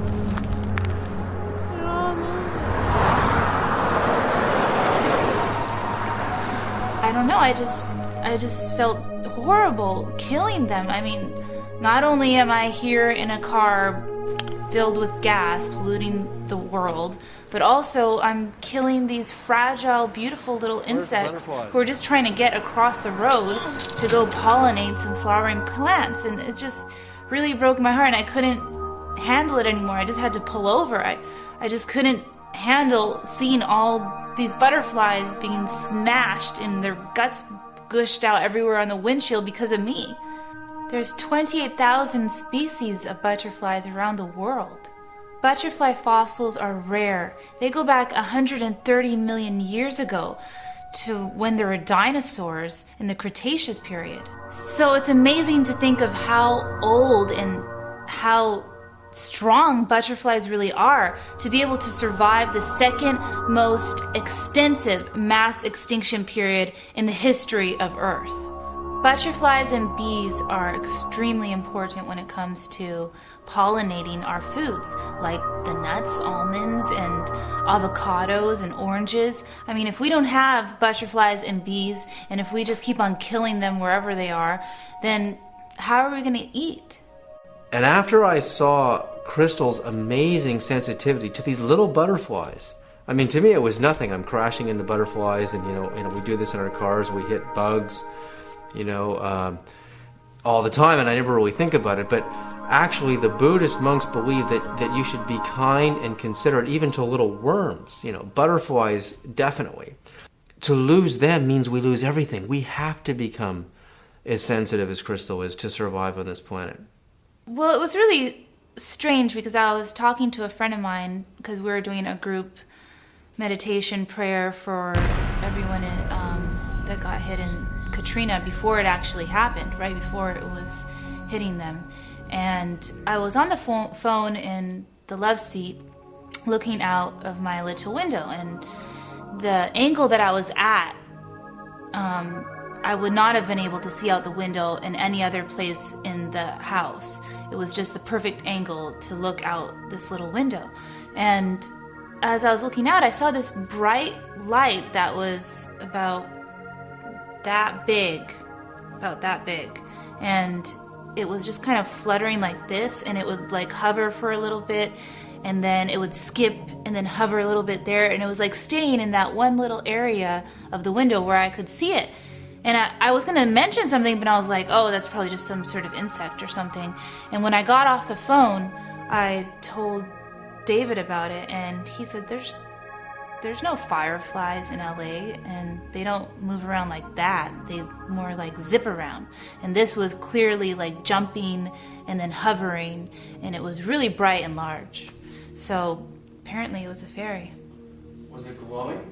Oh yeah, it was glowing. It was a glowing bright light.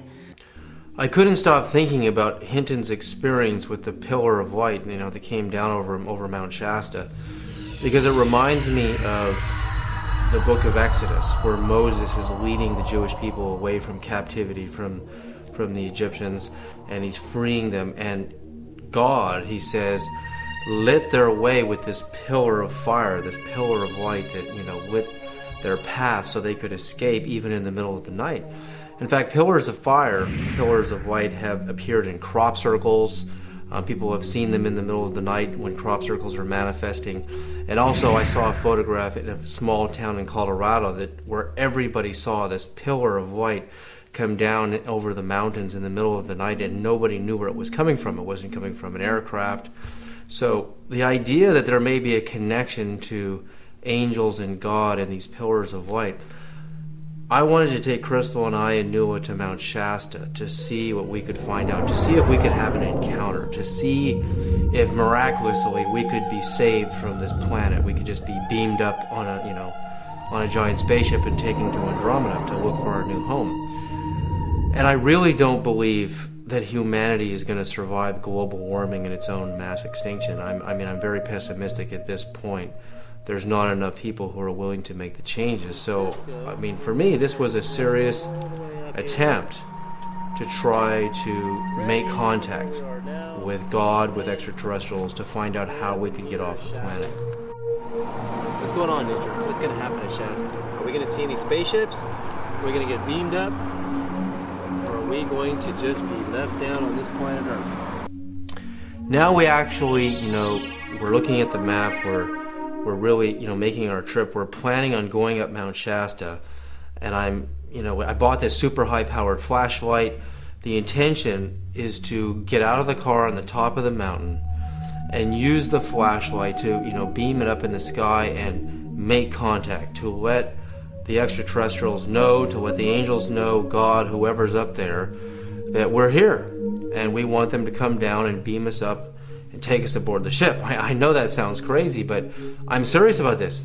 I am on a mission to find out how to find a new home for us, for my family, for my friends. How do we find a new place to live?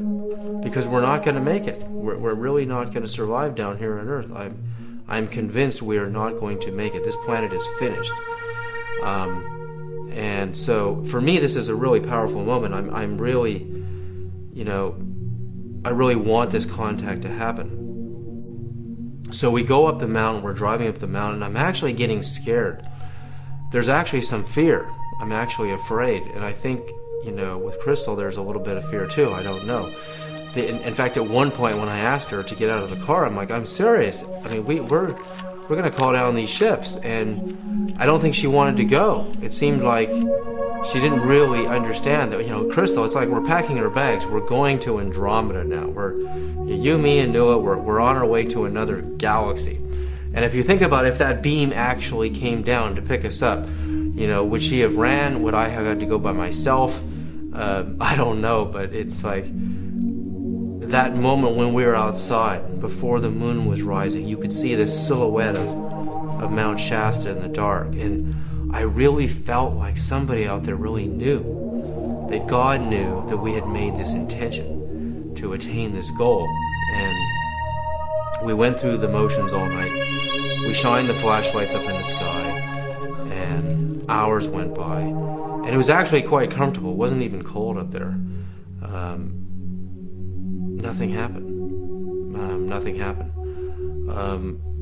We really gave it our best, and it just I felt at that moment like giving up. Like, really, we're stuck on this planet Earth, and we're not going to get off. And there's nothing we can do about it. We have to live here with these people, with these oil companies who are hijacking us, and we're just victims. At that moment, I felt defeated.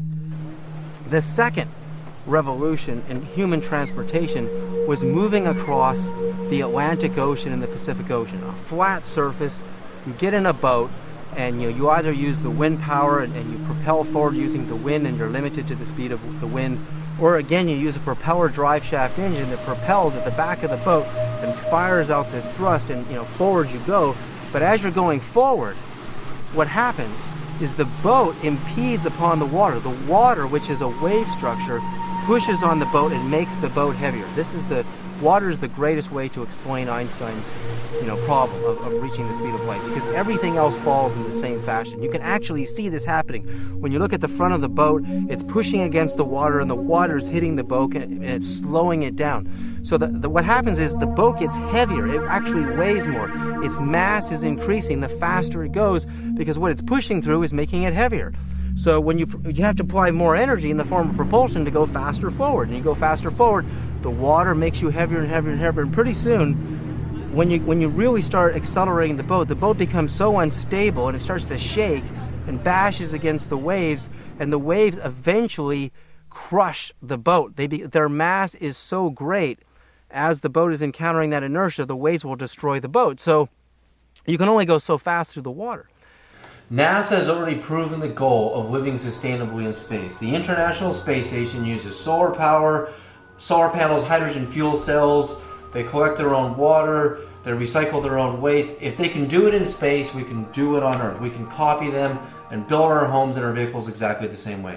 Okay, this is what we got to do to stop global warming. The average home produces 26,000 pounds of CO2s per year, which is the cause of global warming. The average car produces about another 23,000 pounds. So our cars and our homes are destroying the planet, so we have to revolutionize the car and the home. So this is our future home. This is what we can do with technology that exists today. We use solar panels here to produce 2/3 or pretty much all our electricity if you live in the southwest or where there's a lot of sun. We store the electricity in hydrogen fuel cells or batteries.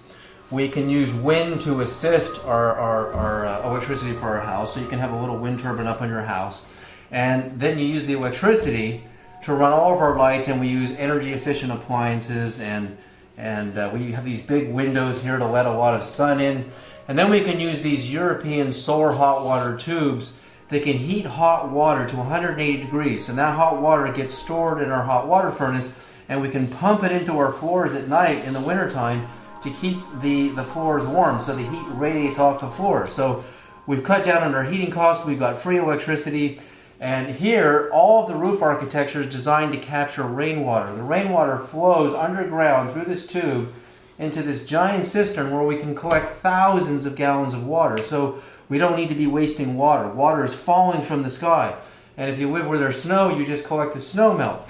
Now our car over here, if we can see our actual car over here, we can now, Tesla Motors and Universal Electric Car Company, they all have these beautiful electric cars that look a lot nicer than mine does here, that you can recharge directly from solar power. So you can obviate the gas station. You don't need to be using gasoline to drive around. In fact, some of these new electric cars will do 250 miles on a single charge, and they'll go over 100 miles an hour. So what more do we want? I mean, this is it. This is the answer to getting off the oil companies and saving the planet. It's every one of our responsibilities as citizens on this planet to live sustainably. The technology is here. We can use energy efficient lighting in combination with that. But then, one day, forget the car. If we can figure out anti-gravity, get rid of these little wheels here, we got a flying saucer. We can have our own UFO in the driveway and recharge it with 0-point energy. So if we can tap into 0-point energy, we can be hovering off the ground and flying anywhere we want on the planet. What does that do to real estate? Well, if everyone has anti-gravity and you can live in Montana out in the middle of nowhere and be in downtown New York in 5 minutes in your own flying saucer, then land just opens up. All of a sudden, you don't all have to live together in these giant cities with these huge buildings all right next to each other. We can live out in the middle of the wilderness in our beautiful sustainable energy home and be in downtown New York or LA in 5 minutes. We can be in Hawaii in 10 minutes and the whole world will change. So let's take a closer look at what's really going on. Somebody in the universe has figured out how to make flying saucers fly and go from one galaxy to another, and we can do the same thing if we look closer at this. We've got to look a lot closer at this.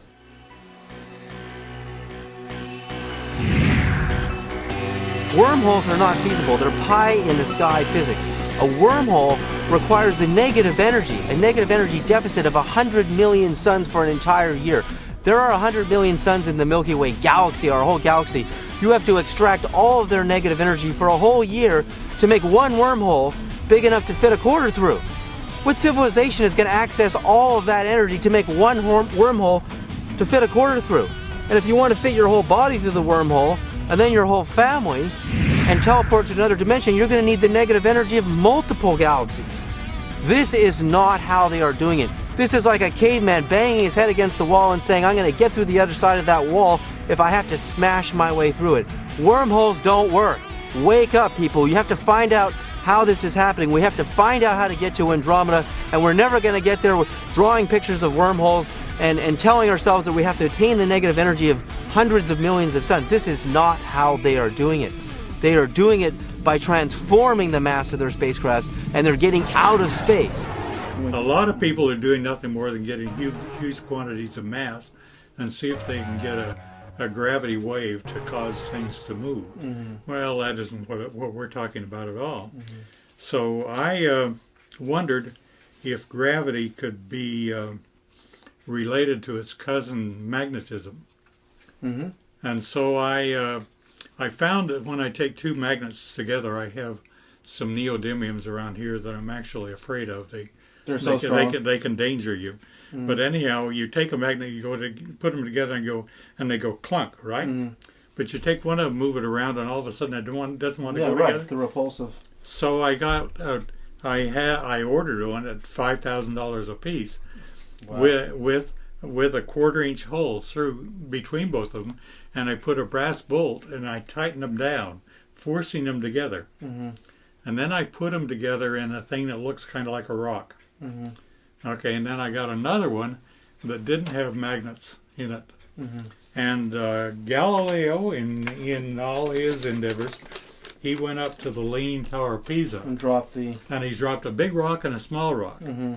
And his buddy down at the bottom kept telling him that the large rock and the small rock arrived at the same time.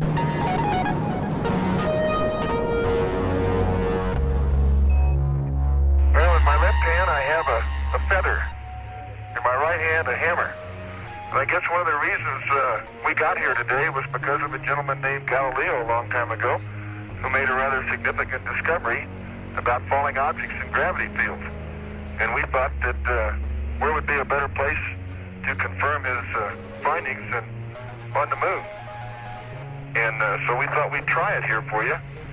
The feather happens to be appropriately a falcon feather for our falcon. And I'll drop the two of them here, and hopefully they'll hit the ground at the same time. How about that? That proves that Mr. Galileo was correct in his findings. Well, I went up to in the Lockheed Building 501 by the side of escalators and elevators. Oh, wow. And I got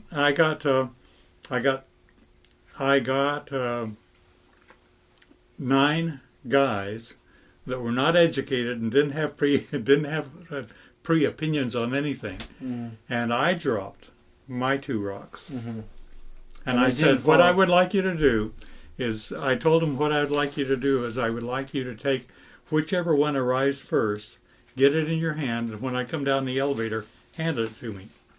Now they looked identical, except for and nobody knew what was inside. Not, absolutely not. All the 9 times that I tested it, it's as though the one with the opposing magnet field extending out 3 feet on each side. I actually measured how big the field is. How big the field was, and on each side of one rock, I had a total of 6 feet.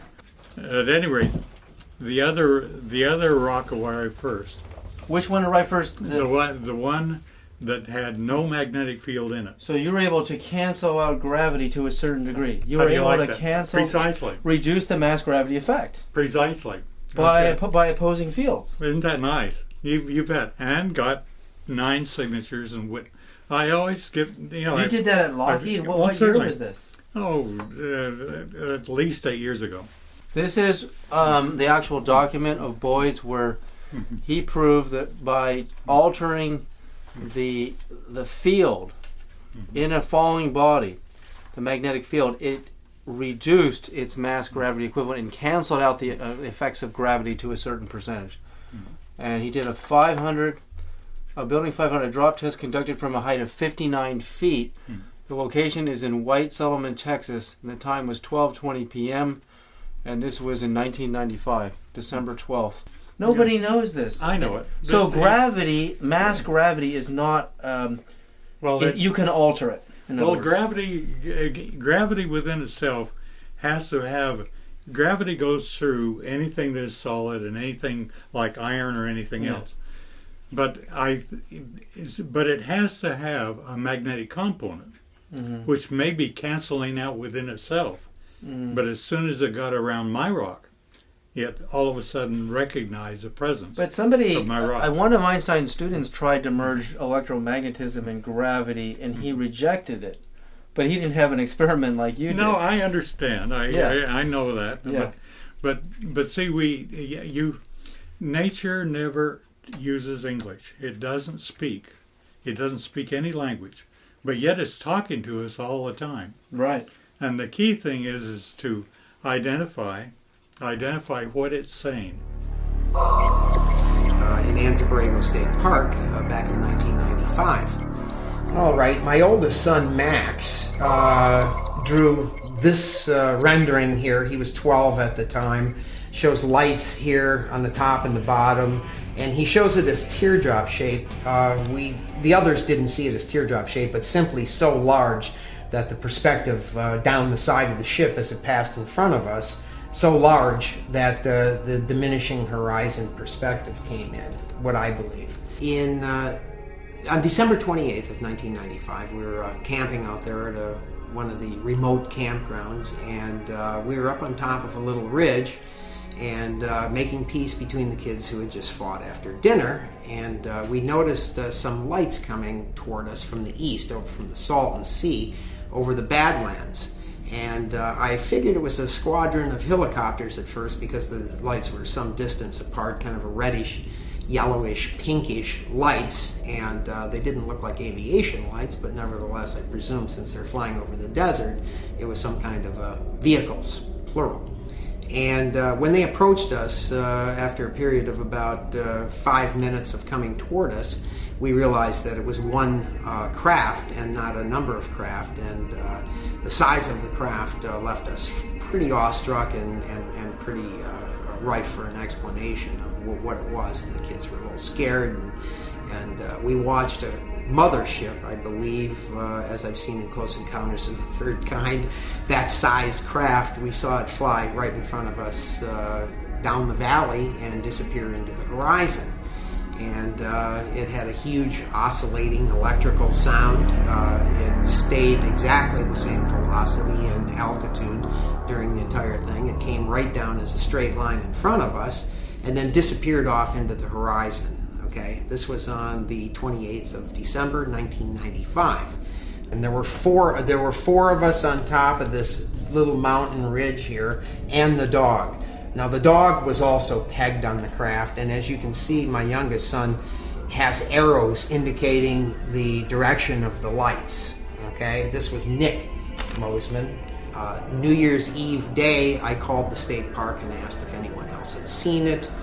The park ranger had relayed a story back to me that her son-in-law, who was a very straight arrow, she made sure she mentioned he was a straight arrow, had seen a large craft over the Mojave Desert. She took me seriously and took my number, my phone number. 3 hours later, a woman called me and left a message on my answering machine because I was out, and said that she had seen craft off of the same highway that I was camped off of, and I asked her if that was Thursday night, the 28th, and she said no, that was 1977. And I asked her how she got my number from 77 to 95. She said she was standing in the ranger's office when she heard the ranger discussing UFOs with me. Does Lockheed Martin, or does anybody, possess working anti-gravity technology right now? Or are we still trying to understand how these ET craft are working? Have we reverse engineered the technology at Roswell successfully? Which would mean some of the UFOs we're seeing now that are silent and hovering. I've given you the Lazar tapes, and that's as far as I can talk. Okay. That's good. It's only because I got the Lazar tapes from a White World forum. Right. And but you can't say anymore. Well, people kept encroaching on Area 51, such that Area 51 is now being moved to Tooele, Utah. Federal agents are not going to show up in your house because you're building UFOs and shoot me. They're interested in people like me. They're not going to kill us. They're interested in people like me. They didn't kill Bob Lazar, who revealed everything about Area 51. What about John Mack, David? John Mack was an MD who wins the Pulitzer Prize. He's a high-profile individual. I didn't win the Pulitzer Prize. I didn't win the Nobel Prize. What, like you're not in the media? I'm in the media, but I'm in a different kind of media. When you win the Pulitzer Prize and you start researching UFOs, then what you're saying to the whole world is a message that doesn't go with the mainstream flow. But here's one thing this makes sense to me. If you can cancel out gravity in a falling body, and you can even reduce a percentage of the effects of gravity for aircraft, it would take less fuel, they would be more efficient, and they could hover with less energy, and that much I can figure out. And the atmospheric edge of the Earth will be meaningless. Mm-hmm. Would you like to see a picture of the nuclear-powered aircraft? Oh, yeah.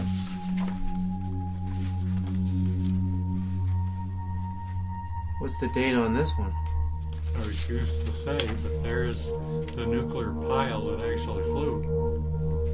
That hunk of junk right there flew? It actually was in the belly, providing... Oh, that was in the belly of that. That's right. It's just like in the belly of a submarine. Providing anti-gravity. So it's shaped like an aircraft. Well. It's aerodynamic.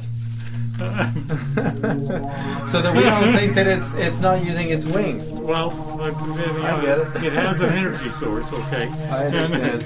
And it is staying in the and here's what it looked like down inside of the protective. It was. And that's at Area 51? No, much closer than we'd care to admit. Oh, Texas. Well, I mean, Lockheed's the contracts here was in the paper this morning. $27 billion in the last couple of years. Most of the the majority of the defense contracts are here in Texas with Lockheed. I mean, Well, that's certainly. pretty much. No. Yeah. That's why I don't mind having a retirement from them.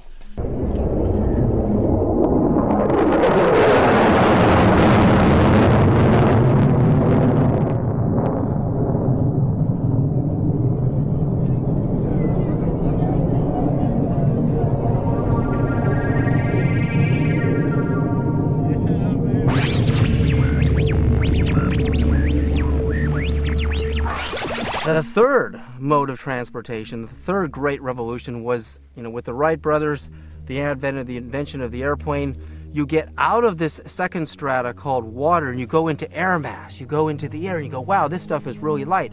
I can really move now. In an airplane, you have the same thing. You have a drive shaft propeller, which we used to use in the old days. We used propellers, and now we have jet engines, and jet engines are essentially inverted propellers. Instead of spinning outwards, they compress air inwards, and they compress the air and it fires out of the back of the drive, and you see the afterburners and the jet is going forward. And the same thing happens with a jet aircraft as happens with a boat going through the water. As the jet moves through the air mass, its propellers have to turn faster and fire more energy out of the back of the drive. The aircraft encounters inertia in the form of drag or resistance on the aircraft against the aircraft. So the air actually has mass, it's not a void. And as you're moving through it, you get heavier and heavier and heavier, you encounter more and more instability, and you have to purify the design, and the wings have to become more and more, aerodynamic, and you can go faster, and eventually you get to this limit, this space charge limit, where the mass of the air is so heavy, it actually starts to create friction and heat and burns up your aircraft. When the X-15, Edwards Air Force Base in the 1960s, was going past Mach 6, they had these enormous heat problems on the aircraft, and the pilot starts to, heat up. The metal starts to burn, the circuit starts to fry. So when you move through air mass, you have this problem of inertia. And then you're also, as you're trying to leave the Earth, when the X-15 is trying to leave the Earth, gravity, this other force, is trying to pull it down, it's trying to hold it back. So you're fighting inertia, you're fighting gravity, you're fighting all these forces, and then when you want to turn right to avoid a collision with something coming at you, the turn produces G-forces on the pilot, incredible pressure and weight, and it knocks the pilot down. So you're limited. So what happens is you find out you can only go, maybe Mach 6 or 7 inside of the air mass, and today our F-22s don't even fly that fast anymore. So Crystal and I decided we went to Phoenix, Arizona. We actually went to Sedona first, where we had an actual UFO sighting, both of us. In fact, it was Crystal's first UFO. And this really bright UFO comes towards us, cruises over this mountain range, hovers for a bit, and then takes off in the background. I've never seen anything like that. No, that was, what do you call that? Yeah. I mean, that must have been a UFO. I have to say it. What is that? That was huge. It was, Jim, you should have seen this. Oh. It was like a big, it was like almost like a bow, disc-shaped kind of thing, and it just glue intensely. Yeah. A minute later, you hear these thumping helicopter blades, you hear these military helicopters, and it's really loud. I mean, why, seconds, less than a minute after a UFO sighting, are there military helicopters in the middle of nowhere? I mean, Blackhawks, the blades are thumping, so something's going on here. In the Nag Hammadi Library, in the Apocryphon of John, it says that after the proverbial fall from the Garden of Eden, when humanity partook of the fatal knowledge of good and evil, that we were cast to the lowest region of all matter. Not the lowest region of the universe, not the desert, not some forbidden landscape, but the lowest region of matter itself. So what is matter itself? If we look at the quantum level, we're just made up of atomic structures, of atoms, which when you zoom in even closer, atoms are just made of particles and wavelets of energy. So there has to be something encoded on matter itself that has caused us to be sequestered into this particular region of the universe so that we can't get out, so that we can't move faster than the speed of light. And let me remind you also that moderation in the pursuit of justice is no virtue. Senator Barry Goldwater was in office between 1953 and 1987 as an Arizona state senator. And Goldwater actually goes to Wright-Patterson Air Force Base and tries to get access to the alien bodies in the crash retrieve saucer from Roswell and he's denied access. Barry Goldwater is denied access from Curtis LeMay. Curtis LeMay knows that what this says in the negative space is that why would a general, Curtis LeMay, deny access to a U.S. senator? Why? Because there's something to hide there. There's something that senators can't even know about, that presidents can't even know about. But the question is, why are congressmen and senators not allowed to know? And even the President of the United States, John F. Kennedy, and Eisenhower and all of them, why are they not allowed to know the truth about alien saucers and crash retrievals? It's the public who hasn't acknowledged it. Gordon Cooper saw a UFO. He's an Air Force pilot. He's an astronaut. Disclosure. What do you want? Disclosure on CNN? Those are the last people who are going to know about this. On an inside level, the truth is revealed. They know this stuff is real. They're not going to shoot the guy and his wife and their dog in the house who has the answer to anti-gravity. They're not going to do that. They don't kill scientists. How do you know they don't already have it and they've been keeping it a secret? You think you're so special that you're the only one? And here was one of the old-time developments. Oh. Now, I happen to know the guy who put that together. Mm-hmm. How far does this date back? March? No, Mach 1.2? I know it doesn't say, but in actuality, it's way, way back. The first, we must be at least 30 to 40 years. 60s? After the Roswell crash, in the first week of July of 1947, it is alleged that the alien bodies in the craft are taken to Wright-Patterson Air Force Base in Dayton, Ohio. That's where the alien bodies in the craft were taken. What Boyd Bushman is holding up is a document that states that a reverse-engineered, nuclear-powered flying saucer that has a ceiling of over 60,000 feet, a range of 3,000 miles, nuclear-powered, anti-gravity saucer, that we reverse-engineered from the alien craft, and he knows who did it. He's testifying.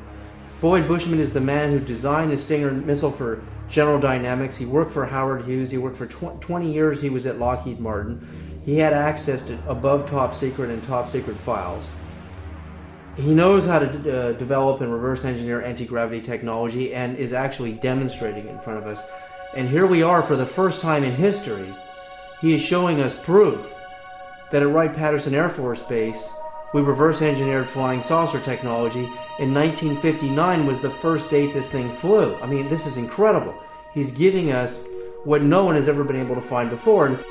And, he won't say, that it was an alien craft, obviously. I mean, it could have been something that was ours. But if we have anti-gravity, if we've developed anti-gravity at Lockheed or, any level, secret level of the Black Ops, divisions of research, why aren't we using it in the war? Why doesn't the F-117 levitate? Or does the F-117 levitate? Well, the key question from a physics point of view is a matter of another force. Mm-hmm. The question is are there more forces beyond the 4 or 5 forces that we're all acquainted with? Mm-hmm. The strong force, that's holding the strong force, I understand that. The strong force and weak force, electromagnetic force and gravity. Well, we have been under some development recently where the astronomers have begun to analyze the motion of galaxies apart. Right. And we have identified that indeed the galaxies are being impelled apart. Mm-hmm. We used to say at increasing velocities. The recent data and the better data says that there's still a repulsing force. Well, a repulsing force is an anti-gravity. It's stronger than gravity. Literally. Mm-hmm. Newton says for every action there's an equal and opposite reaction, right? Well, okay. If that's true, then I don't know. Don't let me get this thing lost. But if I let this fall on this carpet, mm-hmm. if I had a concrete, if its elasticity mm-hmm. was the same, then the best that it could do would be to come back to the same height that I drop it from, right? Right. And if it came out higher than that, then I would have violated Newton's law of equal and opposites, right? Okay, I need your hand. This is a standard tube, and you're going to catch these. These are magnets. Okay, now do notice that this is copper. It does not care about copper at all. It is not like iron. This one just straight through, right on less through. than a second. And this one, 1,002, 1,003, 1,004, 1,004 seconds. No, that's true. So now, so you're canceling now out gravity. Well, by something that cares little about magnetism. The two opposing forces in here. It's a matter of what is the aluminum doing. What does it care about moving electrons? Right. Similarly, over here, I have aluminum. On May 24th, 2003, Jeff Willis got some of the most amazing footage of a daylight flying saucer I've ever seen. I mean, he just grabs his camera just in time, he goes in the house, and he comes out and he catches this thing. As soon as he turns the camera on, he's videotaping this thing, and it's just going behind the house. And he's got the camera on zoom, and you can see, you know, when you zoom in, that this flying saucer is on its side. It's not, you know, lying flat like we think it should be. It's lying on its side. And if you really think about it, if you were flying from outer space and you came up right next to the Earth and you parked next to the curvature of the Earth, it would look sideways. It would look like it's in the wrong position. That would mean that the occupants of the craft, the pilots, are not experiencing gravity as we experience gravity. They have been able to cancel gravity out. They are able to transform their mass and reduce the mass gravity effect down towards zero. And when the mass gravity effect is at zero, there are no g-forces for the pilot on sudden acceleration, stops, and turns. They also don't experience gravity, so it has no effect on them. And you're saying there's something I've never seen before. When it goes behind the house... When it goes behind the house, you don't see it anymore. All of a sudden, it's going to do a reverse U-turn and come back out. Okay, let's see what it does. So here it is. Now, when we zoom in on this footage, as Willis points out, it's not over yet. That the UFO kind of ricochets around and goes way further back up in the sky, and it takes him a while, but he actually finds it again. And it's way up there. It's in the middle of the sky. And what's incredible about this is you can see these shimmering kind of wavelets around it. It looks so similar to what I saw in Berkeley, California that day. This is a daylight flying saucer, a metallic disc. Some of the best footage I've ever seen in my life. Whoa. Holy shit. Oh my god.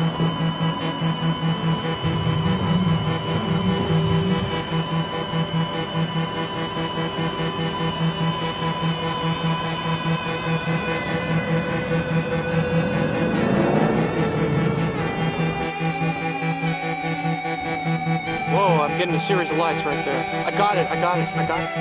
It's moving. You got it, Pat? Yeah. Dude, I got 5 lights going left, just like the Josh thing. I got it on tape, and it was recording. Oh, there it is, over the left. Watch it, Pat.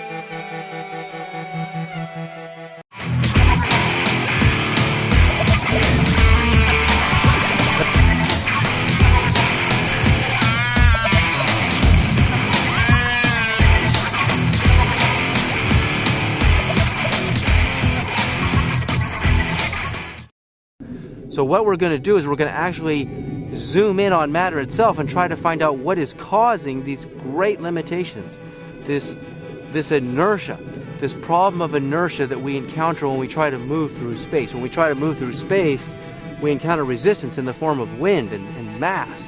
So we can't move.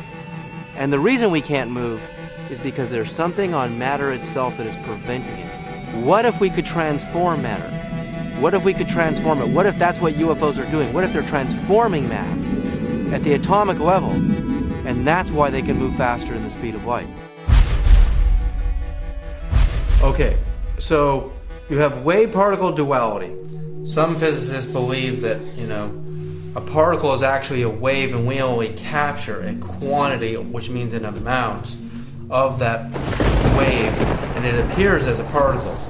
But at the head of every wave is an actual particle itself moving through the wave. That's actually what causes the streaking effect of the wave. So particle waves cannot be separated; they exist together. That's wave-particle function number one.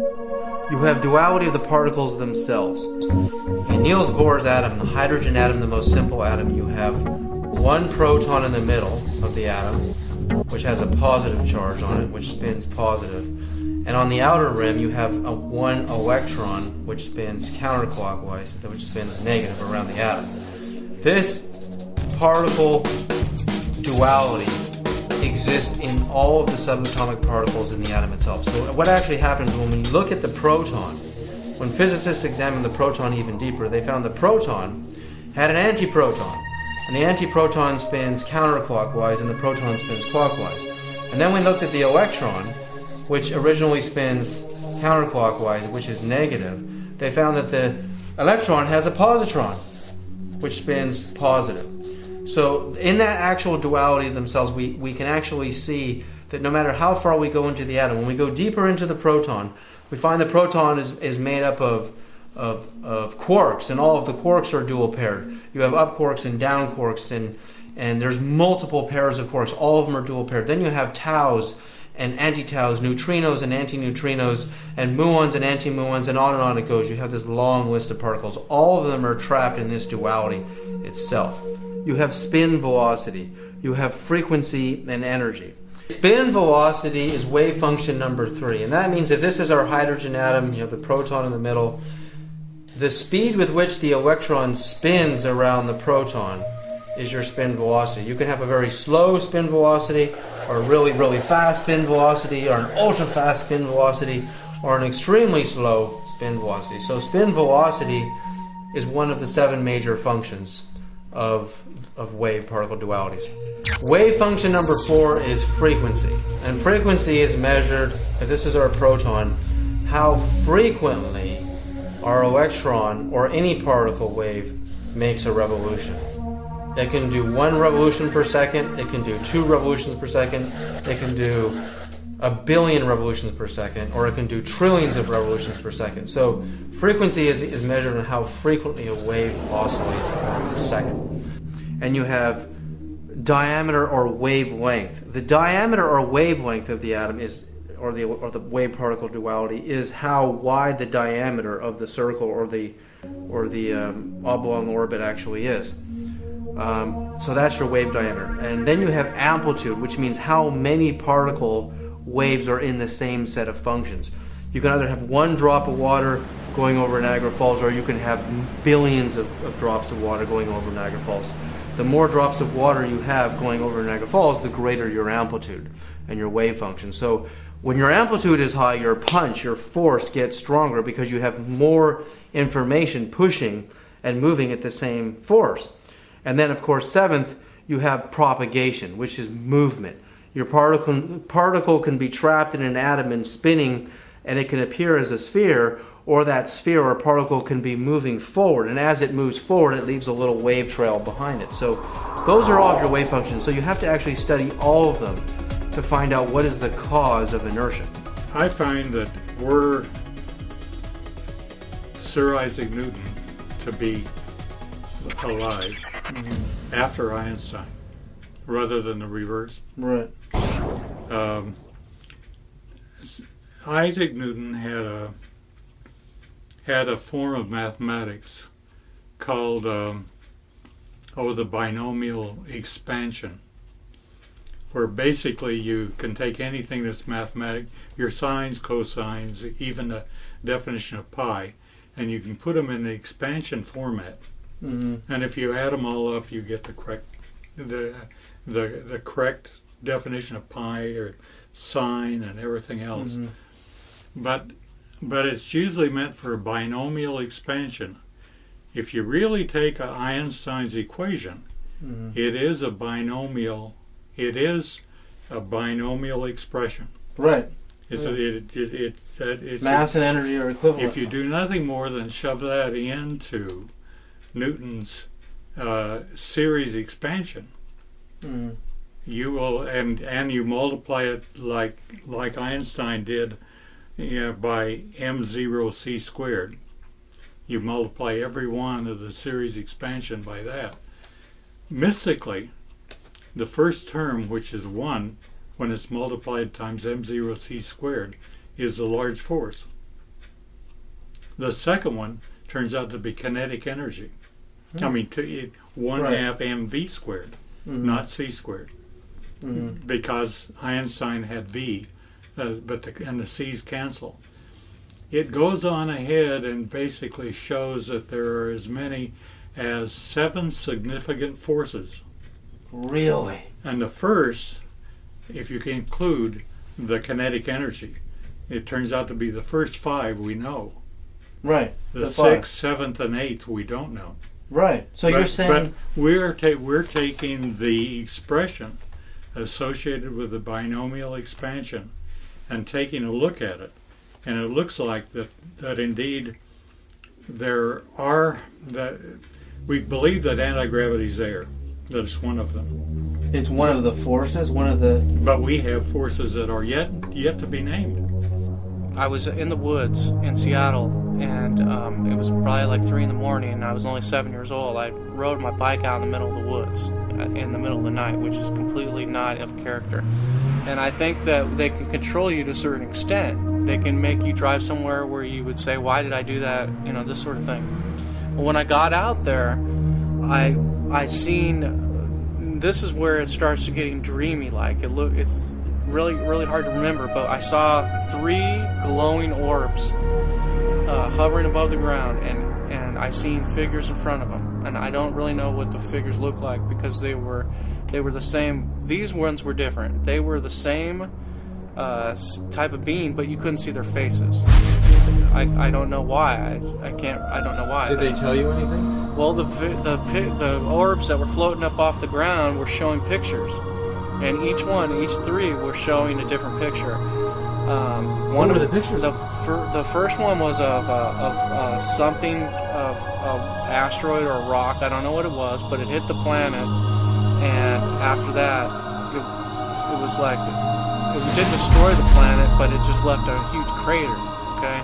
The second after that went dark. That orb went dark. The next picture shows on the next orb shows flood, and it showed like water rising over continents, and to where you couldn't see the continent anymore. You could see like the top part and the bottom, but the middle part had been flooded.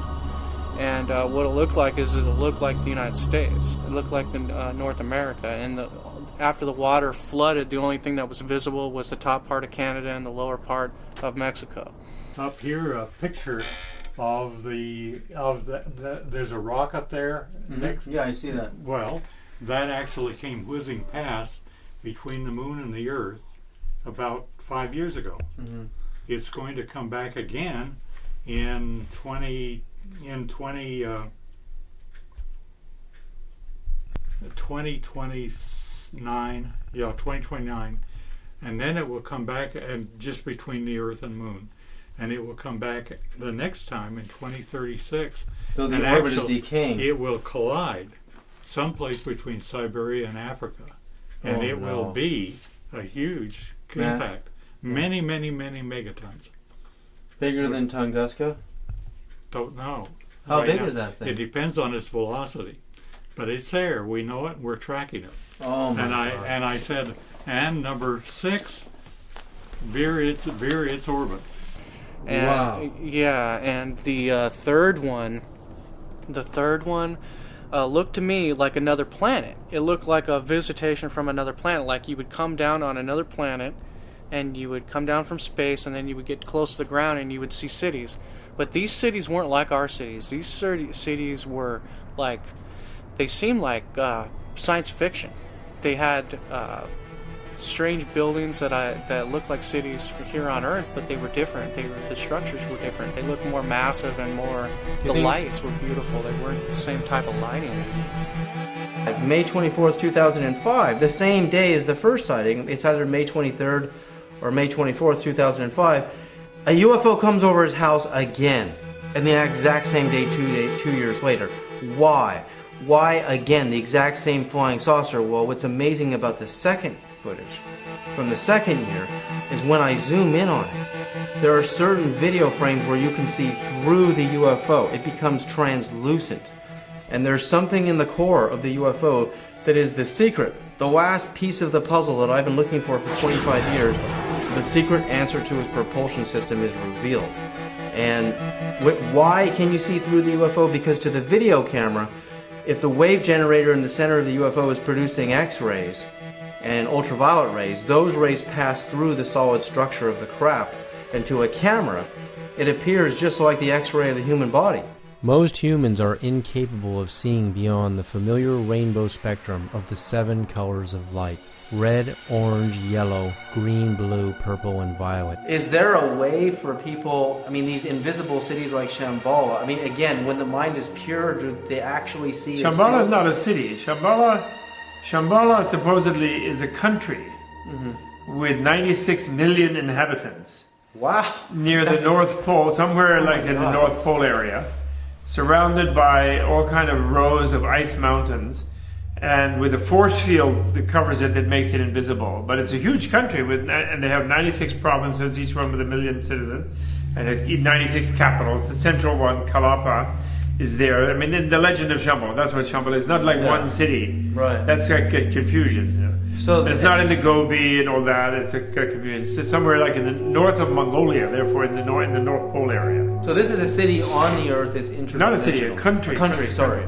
On the Earth that certain... According to the legend in the Kalachakra, yes. Right. If we look at this amazing video of Neil Armstrong's first step on the moon on July 20th, 1969, on one camera only we can see right through his body just like an X-ray. It is because there is no protective ionosphere around the moon to shield out the deeply penetrating ultraviolet light from the sun. It's one small step for man, one giant leap for mankind. The first ghost I ever saw was my step-aunt, Patsy Cooper. She died in the afternoon of January the 11th of a brain aneurysm. She was attending a Tibetan Buddhist retreat in San Francisco and took a break, went for a walk, and died in a shopping mall. On the evening of January the 11th, I was unaware that Patsy died. I was sleeping on a sofa at my writing partner's home in Redondo Beach, California. I suddenly felt a woman's hand touching my leg. I was so amazed how nice her energy was and how kind. I awoke and saw this beautiful 24-year-old girl wearing all white. She had a violet strip of light all around her, and she floated a few feet off the ground. My heart pounded like crazy, and I was terrified. I mean, I couldn't believe I was seeing an actual ghost. It was terrifying. I later understood that I was seeing her in the ultraviolet spectrum, the ultraviolet light around her. That's what it meant. That's what it was. I was seeing into the invisible, just like bees do.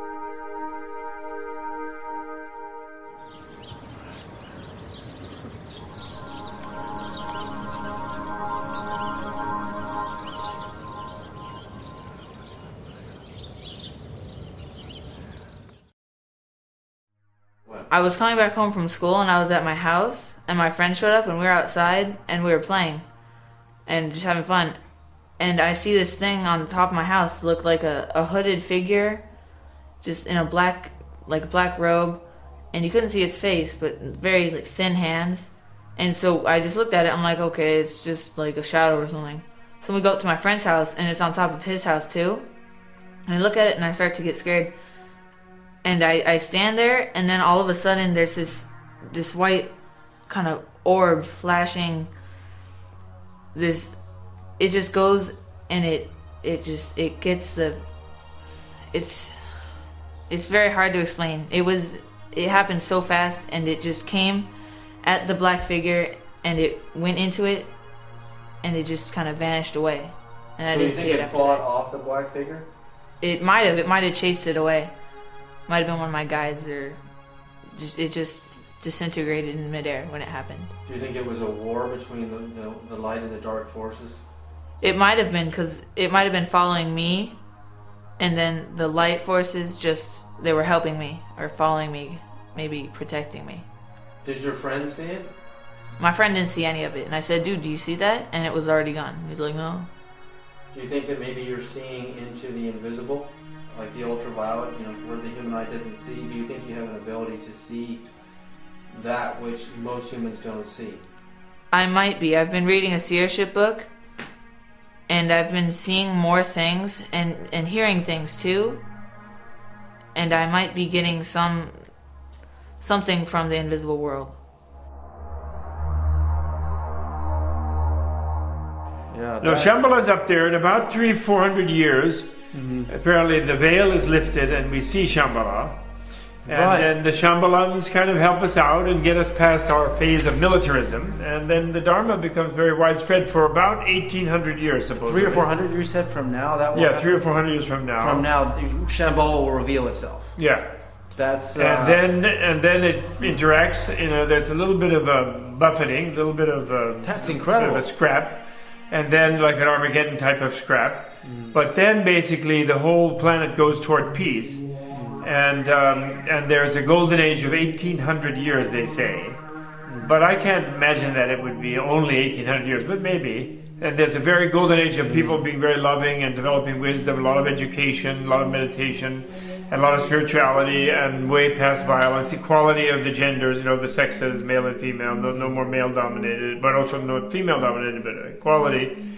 And a really wonderful era, they believe, will ensue at that time. And I'm always protesting with the Tibetans that I think their calculations are wrong, because I don't think the planet can last that long under the present stress of militarism and exploitation, and that it should they're hiding the true calculation, or the calculation should be sooner, and it should be sooner. I feel personally, but that's just my own. They just laugh when I say that. Yeah, I read Bernhard. Dalai Lama actually says that he doesn't believe in it at all. That he's not into prophecies. That people should live according to the practice that they can do right then and there. Shouldn't sit waiting for something to happen. Right, and yeah. that's what he likes to say. And in another sense, there's a few stray theories that actually Shambhala's already here, and it's a matter of turning your awareness. And then you just don't even notice all these morons running around shooting each other. And there's a special thing, like my friend David Spangler. Do you know David Spangler? Oh, yeah.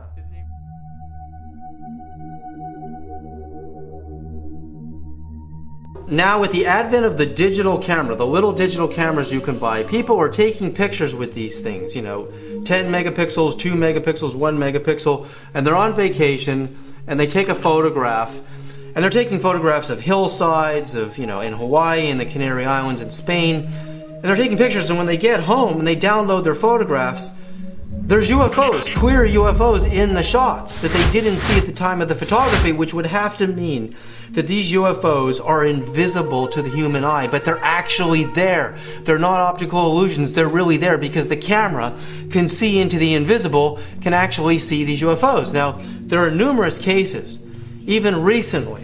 This amazing photograph taken by Robert de Siena, a former military officer in Brazil.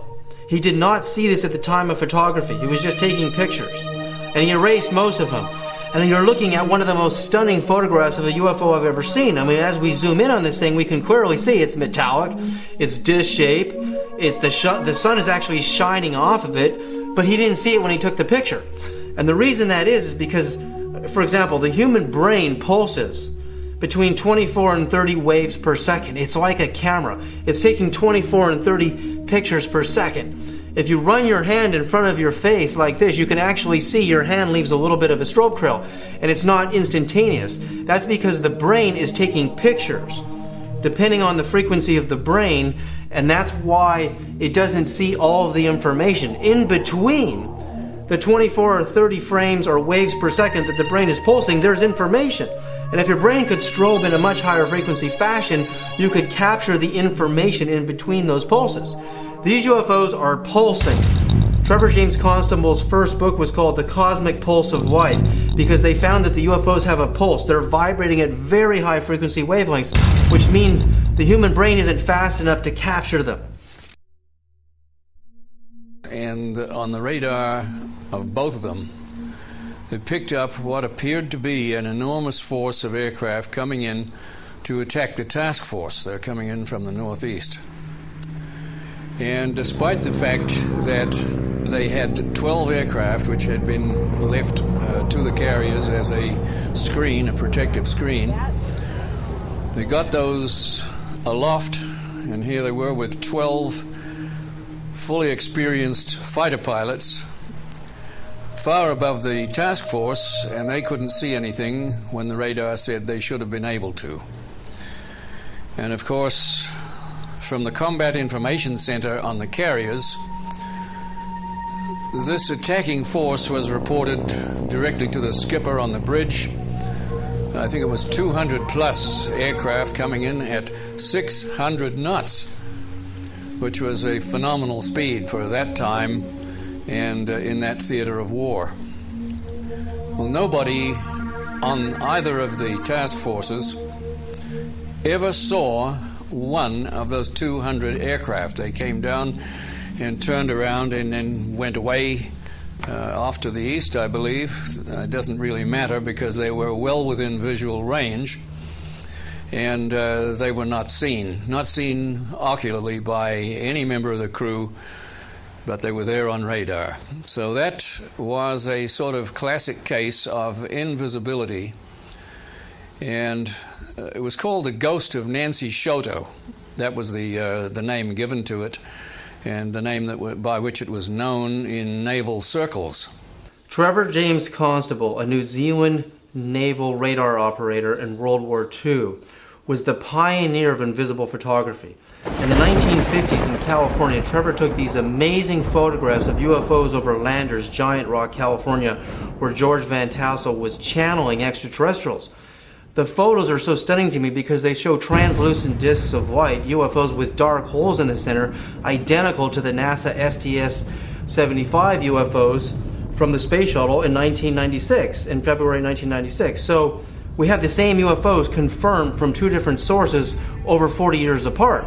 So if you look at very closely what's going on, NASA is saying that these are pieces of debris floating right in front of the camera lens, and as they get in front of the lens, you get these fuzzy orbs of light called airy discs around them and giving the illusion they're UFOs. But if they were really that close to the camera, as NASA contends, how would they survive a long zoom?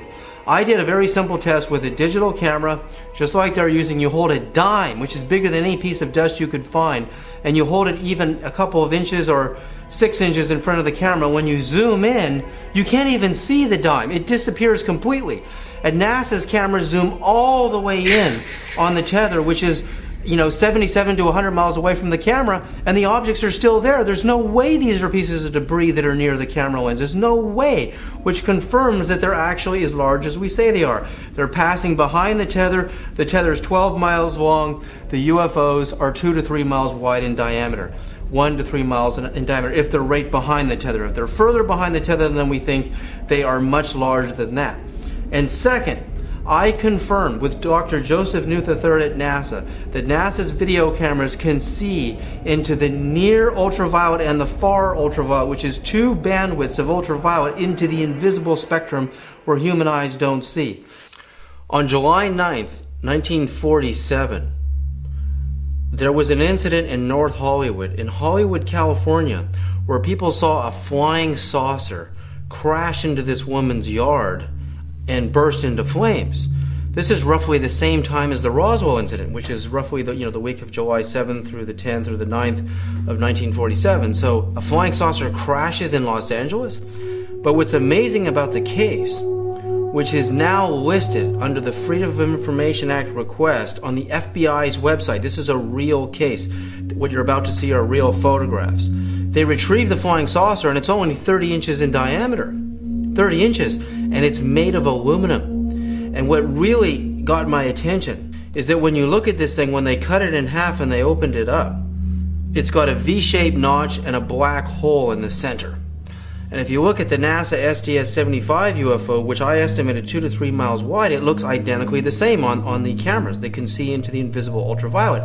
You can see a dark hole in the center, you can see these strobing waves coming out of it, and you can see this notch cut out of the side of it. I mean, it's really quite remarkable. But when we actually look at what was found inside the craft, when we read the actual FBI documents, It says on the evening of July the 9th, 1947, a report was received in the Los Angeles office that a so-called flying disc had landed in the vicinity of Radford and Magnolia Streets in North Hollywood, California, and described it as approximately 30 inches in diameter. It weighed about 22 pounds. And in fact, we even have the address here where it crashed, 11858 Magnolia Boulevard, North Hollywood. I mean, this is a very detailed report. But when they took the flying saucer and they cut it in half, and you look at these photographs, they found that it had a radio tube mounted in the center. So this thing was producing some kind of a magnetic field or some kind of waves and produced anti-gravity. And they claimed when the FBI actually researched this, a bunch of kids claimed that they were actually, it was an experiment. Kids, this is what they're claiming in this FBI report. I mean, 16 years old. This kid was 16 years old. He said he built this thing. And when you really look at it, if a 16-year-old kid could build a flying saucer in 1947, the same day as the Roswell crash, where did he get the information? Was he having telepathic dreams? You know, in the last couple of months, and he decides to build this thing. Is this really not? This is really an extraterrestrial satellite that's connected to the main craft at Roswell. And when the craft at Roswell crashes down on the ground, it loses contact with its satellite, the little probe, and they both crash. But why a 16-year-old kid? Why is a 16-year-old kid claiming this? And if a 16-year-old kid did this, where is he today? Where is anti-gravity research today? And then, why aluminum? Is there something about aluminum that interacting with electromagnetic fields that causes anti-gravity? When we look at Boyd Bushman, the Lockheed senior research scientist, he actually shows us an experiment, and he tells us that both copper and aluminum, when they're interfaced with certain electromagnetic fields and magnetism, produces anti-gravity.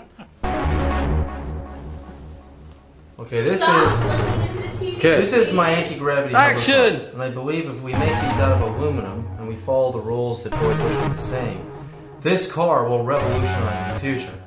When you don't, these are my anti-gravity thrusters right here, which are actually my coils and my fields and my aluminum thrusters. The car would be made out of aluminum, and you have a bubble kind of glass dome here, and the driver sits right here, and you basically what happens is once you can cancel out gravity. I mean, no more tires down here to produce friction on the road. When you go up a hill, you don't have to fight gravity going up the hill because you canceled it out. The amount of energy that it would actually take to drive this car, once you're defying gravity, is so small that basically to go forward, you would have thrusters in the back of the car here, which you can't see. They'd be inside the car that would send out magnetic pulses backwards, and forward you go zooming off, and you could be going hundreds of miles an hour, flying over the Atlantic Ocean, Pacific Ocean, over the mountain ranges. No more highways, no more pavement. You can land your car anywhere you want to go. No, because I 1, 2, 3, 4, 5. Notice that it floated above the aluminum. Mm-hmm. I mean, something mystical inside the aluminum was doing something like happened inside of copper. You can't run current through aluminum like a wire. Yeah. And traditionally it's said it's non-conductive, but actually you're saying it is conductive. Well, something occurred. Actually, what's happening is that this only works if it's AC electricity. Alternating current. Alternating current. Okay. Mm-hmm. Notice that this only worked if it was moving. In other words, when I'm working with this, it doesn't care a thing about each other. Right. But when I have motion, something happens. Right. When we discover that we reach this epoch in civilization where we get off the ground and we can hover, we can be free, we can levitate icebergs, we can end droughts, we can change our architecture, we can build pyramids again and levitate giant pieces of stone. Anti-gravity will revolutionize life on this planet. It is the answer to sustainability. It is what Al Gore is looking for, but Al Gore doesn't know about. If you have a gun when I'm not here, would that make you feel more secure? What is going to make you feel more secure? I'll do whatever you say.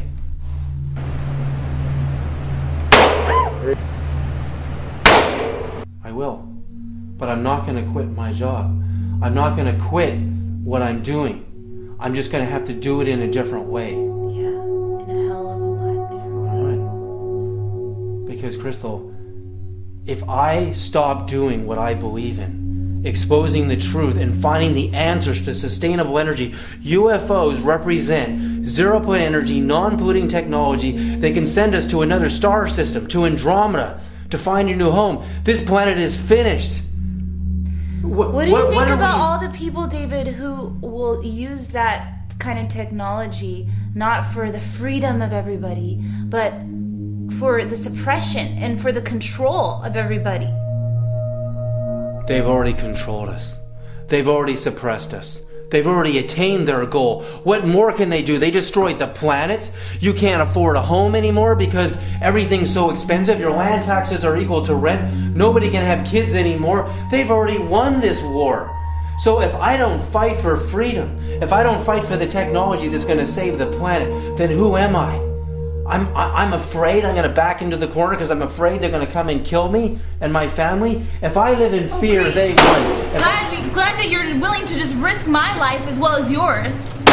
So I'm willing to make us more secure. But do you want to die? Do you want to live in fear your whole life that we may or may not get killed because they put us in this little box saying you have to do this job and live in that little corner of the world, and nobody can go into these secret areas where the answer to our real freedom exists? If we have anti-gravity technology, it can be the end of pollution on this planet. If that's something that I believe in so strongly, that if we don't have it, we're all doomed. We're all dead. They've already killed all of us, not just you and me and Noah. They've killed all of us.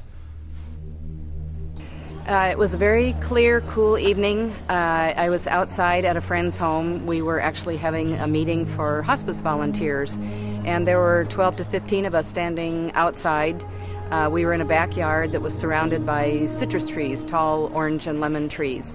And all of a sudden, one of the volunteers stopped speaking, and she looked straight up at the sky, and she said, "Oh my gosh, what's that?" On March 13th, 1997, while thousands of people were looking purposely at the sky for a glimpse of the Hale-Bopp comet, they also witnessed a 1 to 2 mile wide, in some estimations, either a craft, or some people describe it as lights that seemed to be attached to something, but they couldn't quite see what it was attached to. And we all looked up, and we didn't know what it was. We couldn't answer the question, and we were silent, just trying to figure out what we were looking at.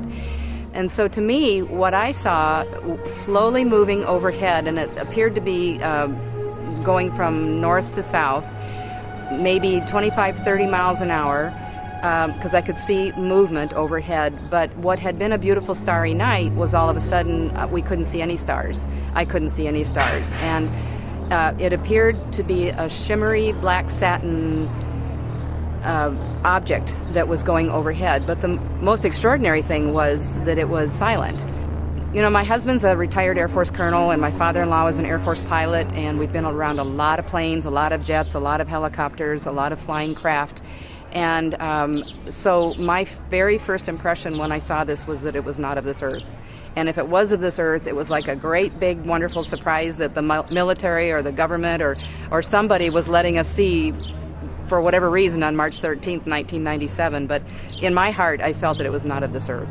And as massive as this was, and we're talking coming into the state, upstate Arizona, the first call came in at 8:20 from a retired police officer in Paulden, Arizona, traversing all the way down the state in the most populated corridor of Arizona to Tucson and then back to Phoenix over many, many hours. Actually, there were witnesses prior to the call from the police officer as well as after, from about 5 p.m. to 2 a.m. the next morning. At any rate, it was miraculous. And whether it was a parade of different objects, because some people actually described an arrowhead or a V-shape or a boomerang shape, or this one object, this one phenomenon could morph into different features, we don't know for sure. But what we do know is there was definitely a parade throughout the state.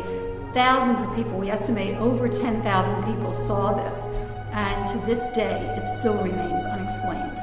my feeling of the enormity of this object as it was slowly going overhead, that it was huge. In fact, I remember going home that night and talking to my husband and saying, I don't know what we saw tonight, but it had to be at least 2 football fields long. And I that was all I could think of, was 2 football fields. I just couldn't think of anything else to describe it. Again, I couldn't see the edges of it because of the trees in the backyard, but the fact that what we could see of the sky was totally obliterated by this black, ripply, satiny appearing silent craft flying overhead just made me know that it was huge. It was enormous. I actually had seen very close orbs to our home 2 years prior to the mass sighting, had no interest or knowledge, did get pictures of it. It was an extraordinary experience in and of itself, and wondered for 2 years what this advanced technology was, and lo and behold, the amber orbs in these rock-solid formations started appearing again, but at a distance, about 2 months before the mass sighting.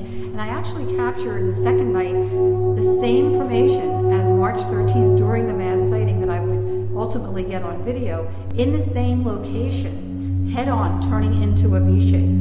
And it was confirmed the next morning when I called around to try to find a logical explanation for what I had witnessed and photographed. And there were air traffic controllers at Sky Harbor International Airport. They saw the same thing, did not show up on radar at the same time. And it was in restricted airspace. And in their own words, as they picked up binoculars to take a close look because it was so extraordinary, they described it as 6 points of light that seemed to be attached to something, but they couldn't see what it was attached to, moving slowly in tandem, in synchrony, behind South Mountain. And when I asked them what was it, there was silence. And finally they answered that they had no idea. And I continued to take pictures of these amber orbs in formation up into and including the night of March 13th, 1997, when thousands of people statewide saw very similar phenomena as well.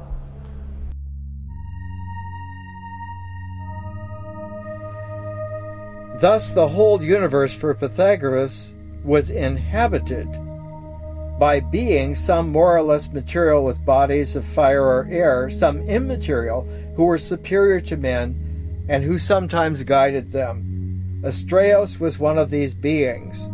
Evidently, Astraeus was, as close as we can discern, a child from another species from elsewhere. And what did he teach Pythagoras about how they travel from? They were able, I think, in growing up, just to convey to Pythagoras that there were cosmic dimensions to being, and not just social, and not just geographically limited. And this made Pythagoras the wisest man of his time in the Mediterranean region. He was a contemporary of the Buddha in India and of Lao Tzu in China.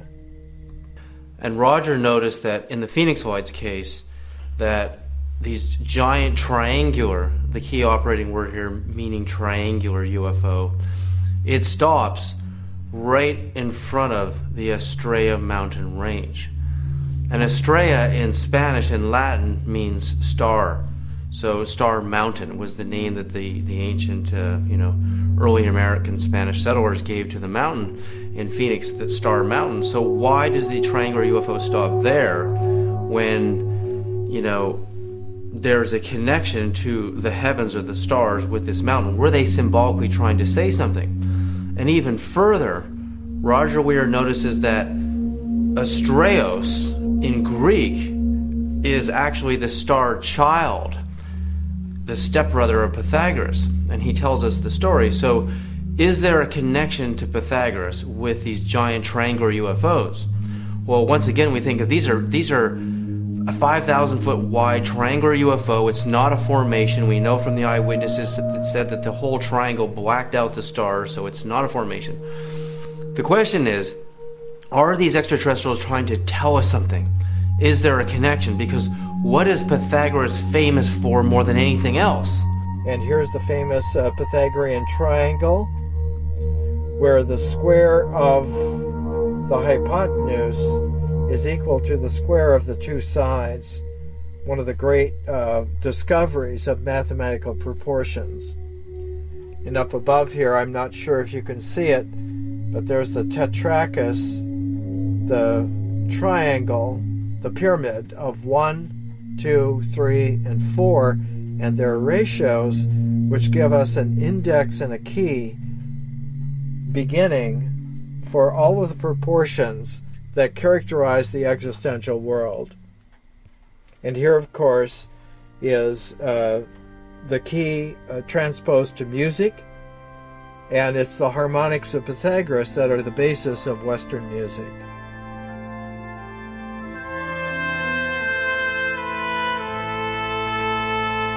Between the 6th and 5th century BC, Greek mathematician Pythagoras began speaking of his musica mundana, that is to say, the music of the universe. It was a concept that later became known as music of the spheres. In this concept, he speculated that the 6 known planets produced a kind of music, a heavenly music, as they went through their orbits, and that this heavenly music was in direct relation to the intervallic relations in music.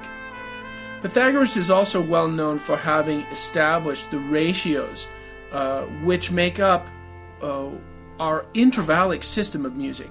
That is to say, a 2-to-1 ratio is what we call an octave.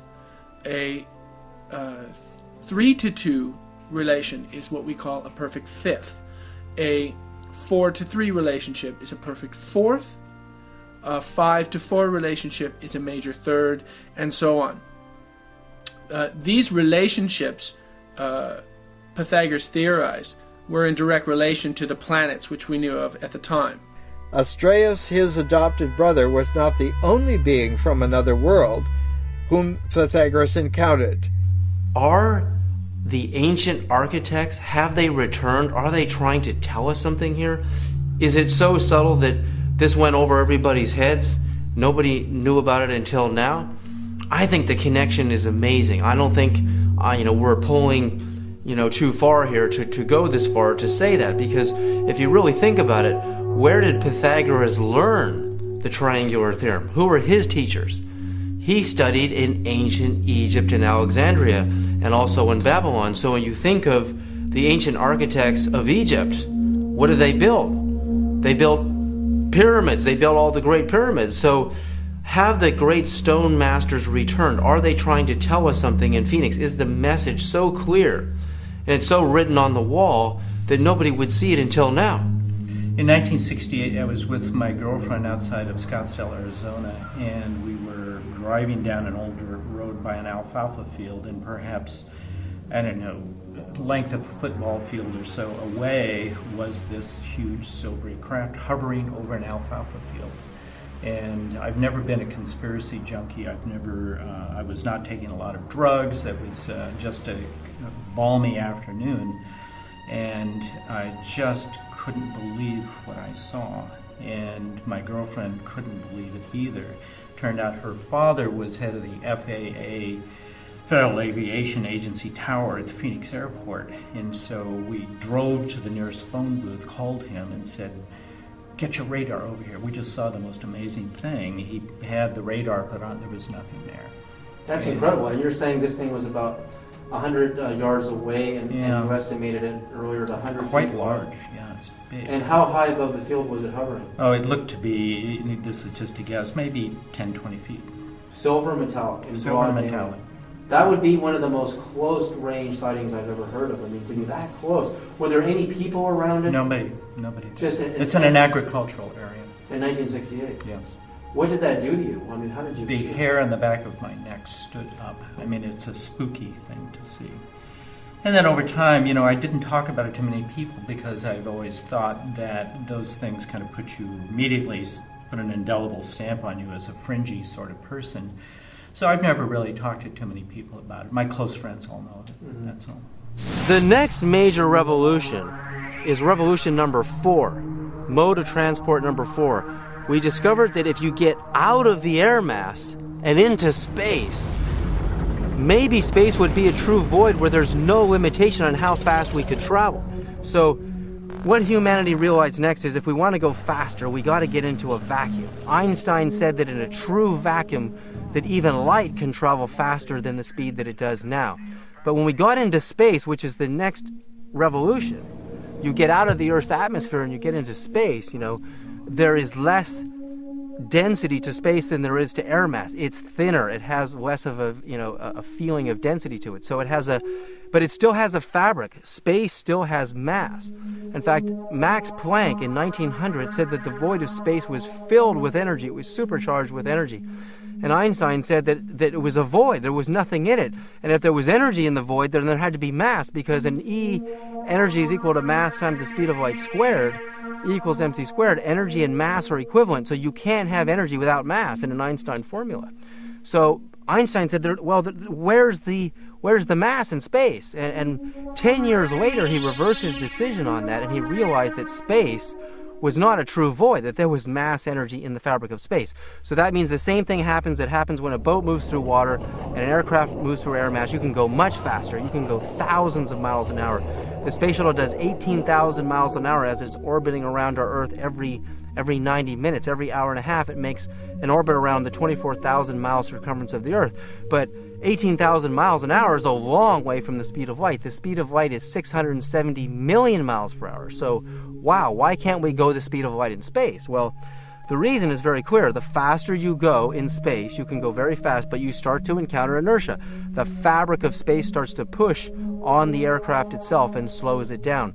And then you have this problem of if you want to go to even the nearest star system, Alpha Centauri A and Alpha Centauri B are 4.2 and 4.3 light years from Earth. So if you're doing the speed of light, if you can even get that fast, using electric ion propulsion drives, and they're firing you away. If you see something coming at you like a meteorite or a small planet or a comet field of ice chunks are floating by, and you want to turn out of the way and make a sudden turn, if you're doing even 1/10 the speed of light, 67 million miles per hour, and you have to turn, the G-forces on the turn are going to destroy the pilot. The metal in your craft is going to explode in on itself because the G-forces are so powerful at those velocities that you can't turn. So that means the faster you go with mass as it is, the less and less you're able to even turn anywhere. So you can't avoid collisions, and eventually you collide into something.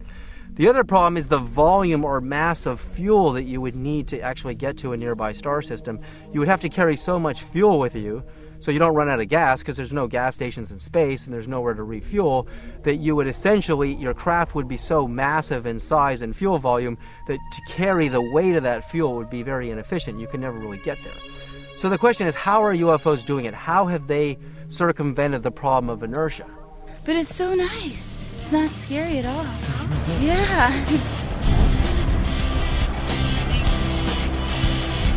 You have some of the most amazing footage of UFOs I've ever seen. I mean, I've looked at footage for years.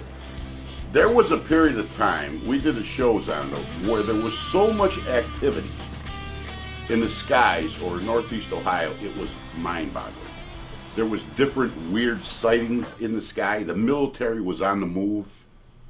And I often wonder, why you? Do you think that they are communicating with you telepathically and telling you when to go down to the lake?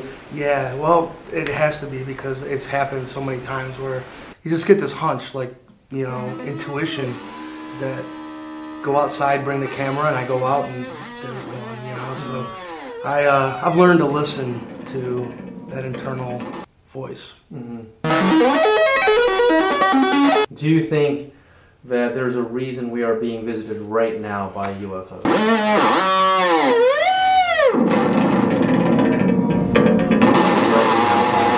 Oh yeah, I think we're at a very special spot for all of humanity. With all the weird weather we're having, I think it's gonna culminate into a this gets into some weird deep stuff, but I believe that we're in for a dimensional shift where things as we know it are going to shift into a much higher realm of being, but it's a rough road to get there. Mm-hmm. Do you think that they are coming here to help us? Do you believe that extraterrestrials are watching us? There are so many sightings over the Great Lakes. I mean, so many sightings all over the planet. And, I mean, are they getting ready to make a bigger presence, a larger presence, or is there an event that you feel is coming up? I believe we're going to have first contact with many races of extraterrestrial beings that are much more evolved than we are at this spot, and they've learned how to get along. And but the term extraterrestrial, it's not just one single thing, like one race out there. I think that there's a whole lot of different levels of extraterrestrials. There's probably some extraterrestrials that are just on the same plane of evolution that we're on, and they might have a lot of fear in their belief systems, and they might not have the best intentions for us. But I believe the ones that are here that have truly can travel interdimensionally are evolved beings that are here for our benefit. They're here to help us. Yeah, because to make that shift. I mean, if we don't survive as a species, if we don't make this change to sustainability on this planet technologically, we are going to face a mass extinction. And I think there is a reason why they're here. But why musicians? I mean, there are so many rock stars and musicians. You're a musician. Do you feel like they're inspiring your music, or do you think they're hearing? I mean, if you were an extraterrestrial and you were flying towards Earth from another planet and you tune into the airwaves and you hear the music, you know, that plays on the airwaves, everything from classical to jazz to rock and roll. My book, Alien Rock, probes the unique relationship between rock stars and extraterrestrials.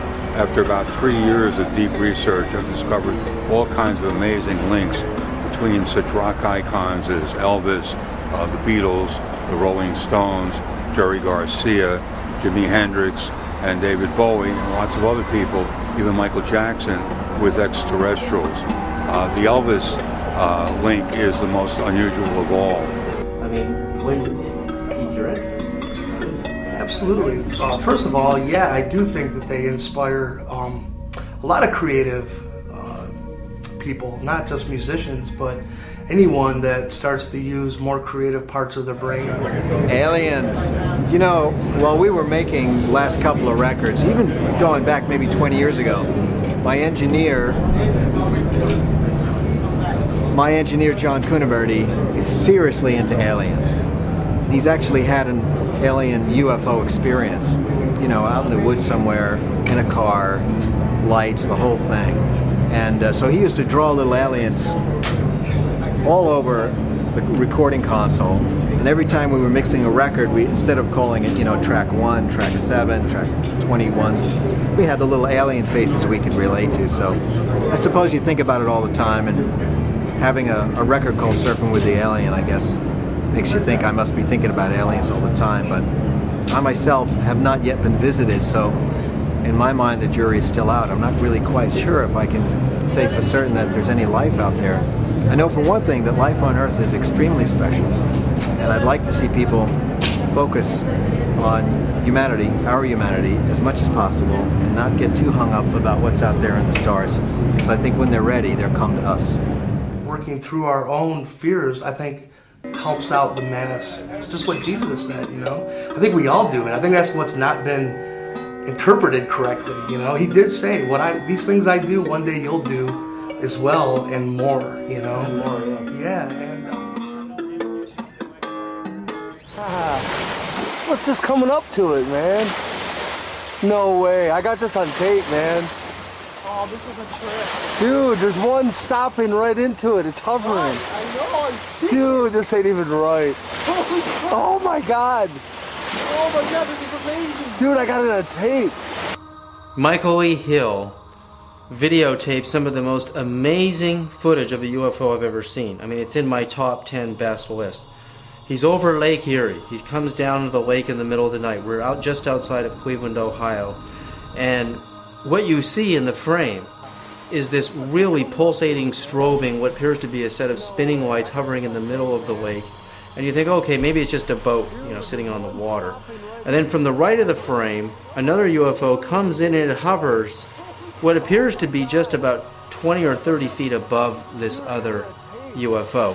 And they're strobing with these big bulbous lights, and the lights are pulsating on a very, consistent basis, very, very fast. And then after it hovers there for a while, it just takes off and leaves. And when he switches the camera to night shot mode, you can clearly see the two objects are at least 30 to 100 feet above the lake. What some people are saying is what we're seeing is aircraft on approach at Cleveland International Airport, or Cleveland Airport, and they're coming in from the back, and they're coming into each other like this. The UFOs allegedly are aircraft coming in like this, which means they would be coming towards us. And then, as they come towards us, they go over our heads. That's what, the allegations are, that they're aircraft. And this is just ridiculous. I mean, we are standing, Michael Lee Hill took me down to the edge of the lake. You can look out at the lake. There's nothing out there. These things are obviously fairly close to the water's edge. If they're doing 300 or 400 miles an hour on approach like commercial jetliners do, and they're coming towards us, they would pass over our heads in a matter of 20 or 30 seconds. That close. I mean, I've been down at the beach in Santa Monica and watched aircraft come in on approach at nighttime, and when they start to come in, firstly, they don't hover, and they don't come in just 30 to 100 feet above the ocean. Jet aircraft do not fly on approach 30 to 100 feet above the lake, and they certainly don't fly 20 or 30 feet on top of each other. That would be a violation of the FAA. I mean, people, you got to think about this stuff before you criticize things so quickly. And now look at the lights. Look at the pulsating lights on these things. These are not FAA lights. You have to look at real footage of aircraft on approach at Los Angeles, International Airport, and you see that the flashes are very long and in between. They don't pulse like this. They're pulsing at a very steady rate, and they're small lights. These are big bulbous lights. These are not FAA lights. There's no noise. You cannot hear a sound. There's no helicopter sounds. These are not helicopters. Helicopters also don't fly 30 feet or 20 feet right on top of each other because they get sucked into each other's vortexes. They're not Harrier jets. Harrier jets are one of the noisiest aircraft you've ever heard. There's no way we're looking at two Harrier jets. So what are they? What are we